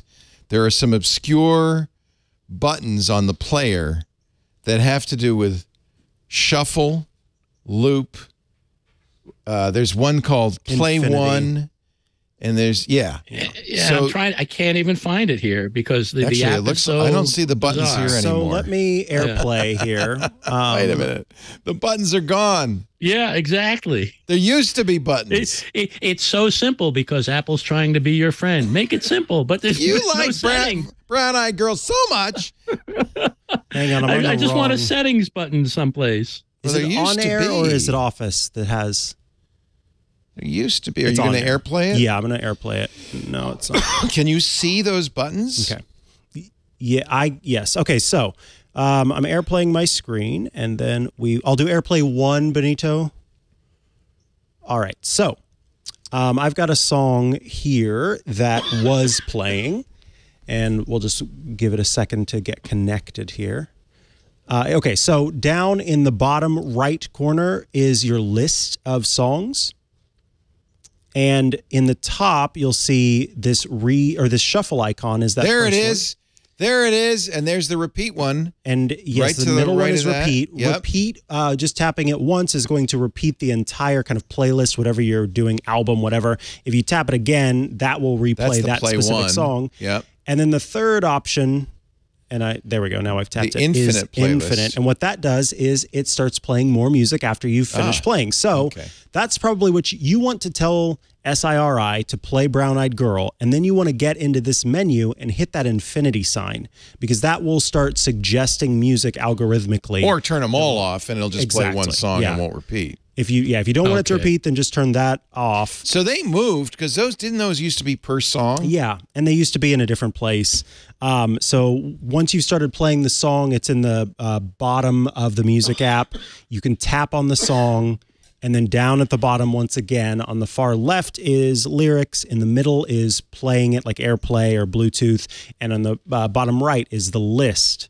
You want to tap on that list, and then in the top. So you have to do that in the playlist now, not in the per song. Correct. So they just hit it. And by the way, this is 16.3, right? Yes. 16.4 will be out before next week, probably. And will it change? And they'll move everything around again. Yeah, so foul it all up. Yeah. Apple's just trying to be helpful. Like you said, they want to make your life simple. Yeah. The reason I say that 16.4 will be out before next week is we know that the new Apple Classical app will be out by March 28th. Yeah. And I think it comes with 16.4. I think they'll bundle those two together. So I think 16.4, they're in the actual release version, the release beta right now. So I think the final one will be out in the next few days. And well, that'll be fun. I can say, play me some Gilbert and Sullivan. Yeah. I can't wait for the classical one, just in time for my trip. Micah, thanks so much. I appreciate your joining us. We always good to hear from you. Have a great trip. I can't wait to hear about it. All right. We're going to take Richard. Thank you, Micah. You're going to hear about it. I'm sorry, but you are. A lot. We're going to say hi to Richard. Where are you calling from, Richard? Surrey, Virginia. Good to talk to you. Good to see you. Welcome to the show. Good to see you guys. I've been listening to you since 2008. Really enjoy listening to you. Wow, that's a long time. Wow. What can we do for you today? I made a very serious mistake about 2 months ago, and I succumbed to the constant nagging on my computer. And always a mistake. And loaded Windows 11 on my computer. That mistake. Got it. And I seem to have lost a capability of loading outside programs on my computer. I can load them. I can load them from the Windows Store, and I can load the load in. What I mean by load, I mean by install. Yeah. I can install them from. I can install my updates both from Microsoft and Dell, but anything else I can't. I can't install. A specific example is TurboTax. I tried to. I could not install my TurboTax program from either the web page, from either online, or from the CD that came with with my purchase. It almost sounds like you got S mode. S mode is somehow turned on. Hi, this is Benito, and yes, that is exactly what happened. There's an episode of Hands on Windows about this. So did Paul Thurrott talk about this on Hands on Windows? Yeah, there is an episode of Hands on Windows that talks exactly about this. So the update turns on S mode? Something like that. I remember this bug. Yes. So you're in what Microsoft calls S mode, super secure mode. It is possible to turn it off. Yes, there's a switch. The idea of S mode was this is a stupid ass bug. Excuse my French. The idea of S mode was where they were going to sell computers that were going to compete with Chromebooks and be super secure by only allowing you to install stuff from the Windows Store. That theoretically being a safer place to be. it should never have been turned on by an update. That was a bug in their updater. But it is possible to switch out of S mode. It's a little weird. This is for Windows 10, but let me see what window. Oh, here's the Windows 11. This is from Microsoft. Switching out of S mode in Windows. It's different in Windows 11 than it is in 10. You have to go to Settings, System, Activation. In the Switch to Windows 11 Pro section, go to Store. On the switch out of S mode page, it appears in the store. Press the Get button. Oh, my goodness. As if it's an app. So in a way, you have to go back to the store and get the non-S mode version. Is that awful or what? So I do remember Paul talking about this bug. This was a brief bug during in Windows Update. It didn't last for very long. But that is ridiculous. That is ridiculous. So if you go to, you could actually launch the store and search for switch out of S mode. I'm not in S mode, so it says you're unable to switch out of S mode on this version. Well, of Microsoft. that's what I read. I got read about that on the Microsoft web page. Oh, okay. And I tried to access that from the Microsoft store, switch out of S mode, and I got a box saying it's not available in this store because your computer is not in S mode. Oh, no. Okay. I just saw a weird thing happen to me. So you got the same message I did, sort of, which says you can't switch out of S mode. But then I scrolled down under Need More Info. It says, update Microsoft Store to switch out of S mode. Oh, what? So I press that button, and then it says, do you mean to switch apps? Microsoft Store is trying to open Microsoft Store. Yes. Now I'm in another Microsoft Store where I could, I don't know, switch out of S mode. This is the weirdest thing ever. Boy. So you're saying you're not in S mode? Well, that's what it's telling me. But sure, behaving like it is. I don't like Windows very much. So going back to what you were talking about before. Would you please take this question before I do something I will regret? When you tried to install TurboTax, how did you know that it didn't install? What was the pop-up? What was what happened that you knew it wouldn't install? The setup program loaded without issue. Mm-hmm. On the setup program, you click on to activate the program, and you get that dialog box. Do you want Intuit TurboTax to make changes to your computer? Yep. And when you click yes, everything disappears. That dialog box disappears. Oh, okay. Absolutely so nothing Scooter happens. X has sent us a note from Intuit that says, oh, yeah, this is an Intuit problem. Have you tried installing anything besides Quicken? Yes, I was unable to install. And just as a side note, I had an old Windows 10 spin drive in my office. I activated that, and I put the CD in, and boom, the program came up no problem. So I knew the problem wasn't on the disk or the program. Mm-hmm.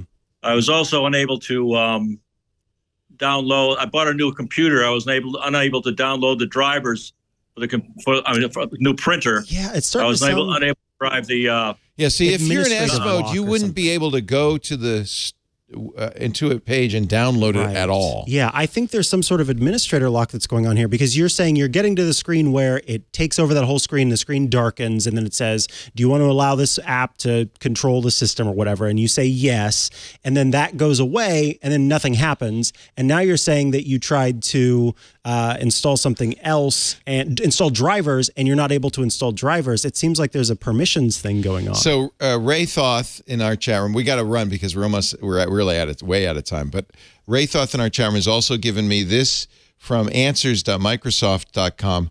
Can't switch out of S mode on new laptop.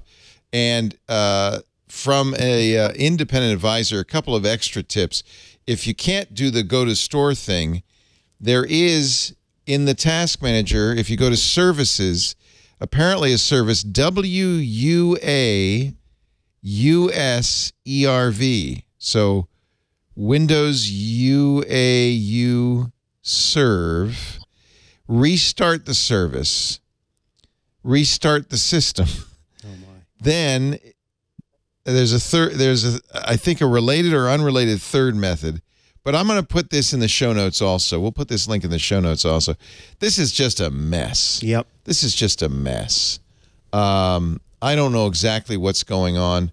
Raymond has also given us a link from guidingtech.com. Fix unable to switch out of S mode. We don't even know if you're in S mode, it might to be not honest. be that. I think there may be, as you said, administrator issues. I'm not sure what's going on. Yeah, hi, this is Benito again. And yeah, so this is a new thing in Windows actually. It's not necessarily S mode, but it's S mode like. So it only allows your Windows machine to take Microsoft Store apps. Yeah. So there is a setting. How do you turn that off? Settings apps, I think there's a setting somewhere. Yeah. That's what I remember. I'd have to look at the episode. Do you again. remember which Hands-on Windows episode there's it was? Apps Basics. I think it was last week's. Apps Basics. All right, we didn't probably put that out in public. About the apps mode and the setups, and there's a choice where it says except for Microsoft Store only. That's it. The choice is let Microsoft be alerted when there's a like app in Microsoft Store. And the other one was all apps. And I've got the all apps installed. And it's still doing that. Yeah. Darn it. Okay, well then, that's a different problem. You've not only stumped us, you've stumped Benito. Yeah. Which is pretty amazing. I'll tell you what. This Turbo technicians weren't able to help me. Dell technicians weren't able to help me. And I even got desperate and went to Best Buy. The Best Buy technicians weren't even helping. Really? So what you do is you go to ubuntu.com. Yeah. There it is. No, I'm not going to make you do that. You know what? Let's work on this, Richard. I will ask Paul. We'll see if we can find a solution for you. And people will be listening to. Yeah. Would you send an email summarizing what you've done to Ask the Tech Guys at twit.tv? And I will Absolutely. I will go to Paul with this. He is the ultimate resource, and see if we can solve it. I'm sorry we couldn't do it on the air, but thank you, Rich. Appreciate it. Thank you. No, thank you. Thank you very much. Take care. And that wraps up the show. We are out of time. We got to get ready for another show, but I thank you so much for joining us. Love doing this show. I hope you're liking it as much as we are. Yeah, I'm not want to put words in your mouth. No, I'm enjoying it. Yeah, I thought you were talking to them. I was talking to them, but when I say we, I mean you and me. Yes, we are enjoying doing the show. Yes. You didn't wear fancy socks. I'm not gonna call you on that, but I mean these are pretty. They've got some colors. These are compression socks, actually. Oh, okay. Yeah. Your calves are as big as my wrist, and you want to compress them more? Yeah, well, compression socks help get the blood flowing, and since I'm so tall, it helps keep my feet long from way going to the numb. top. Yeah. If you want to rock and roll. Indeed.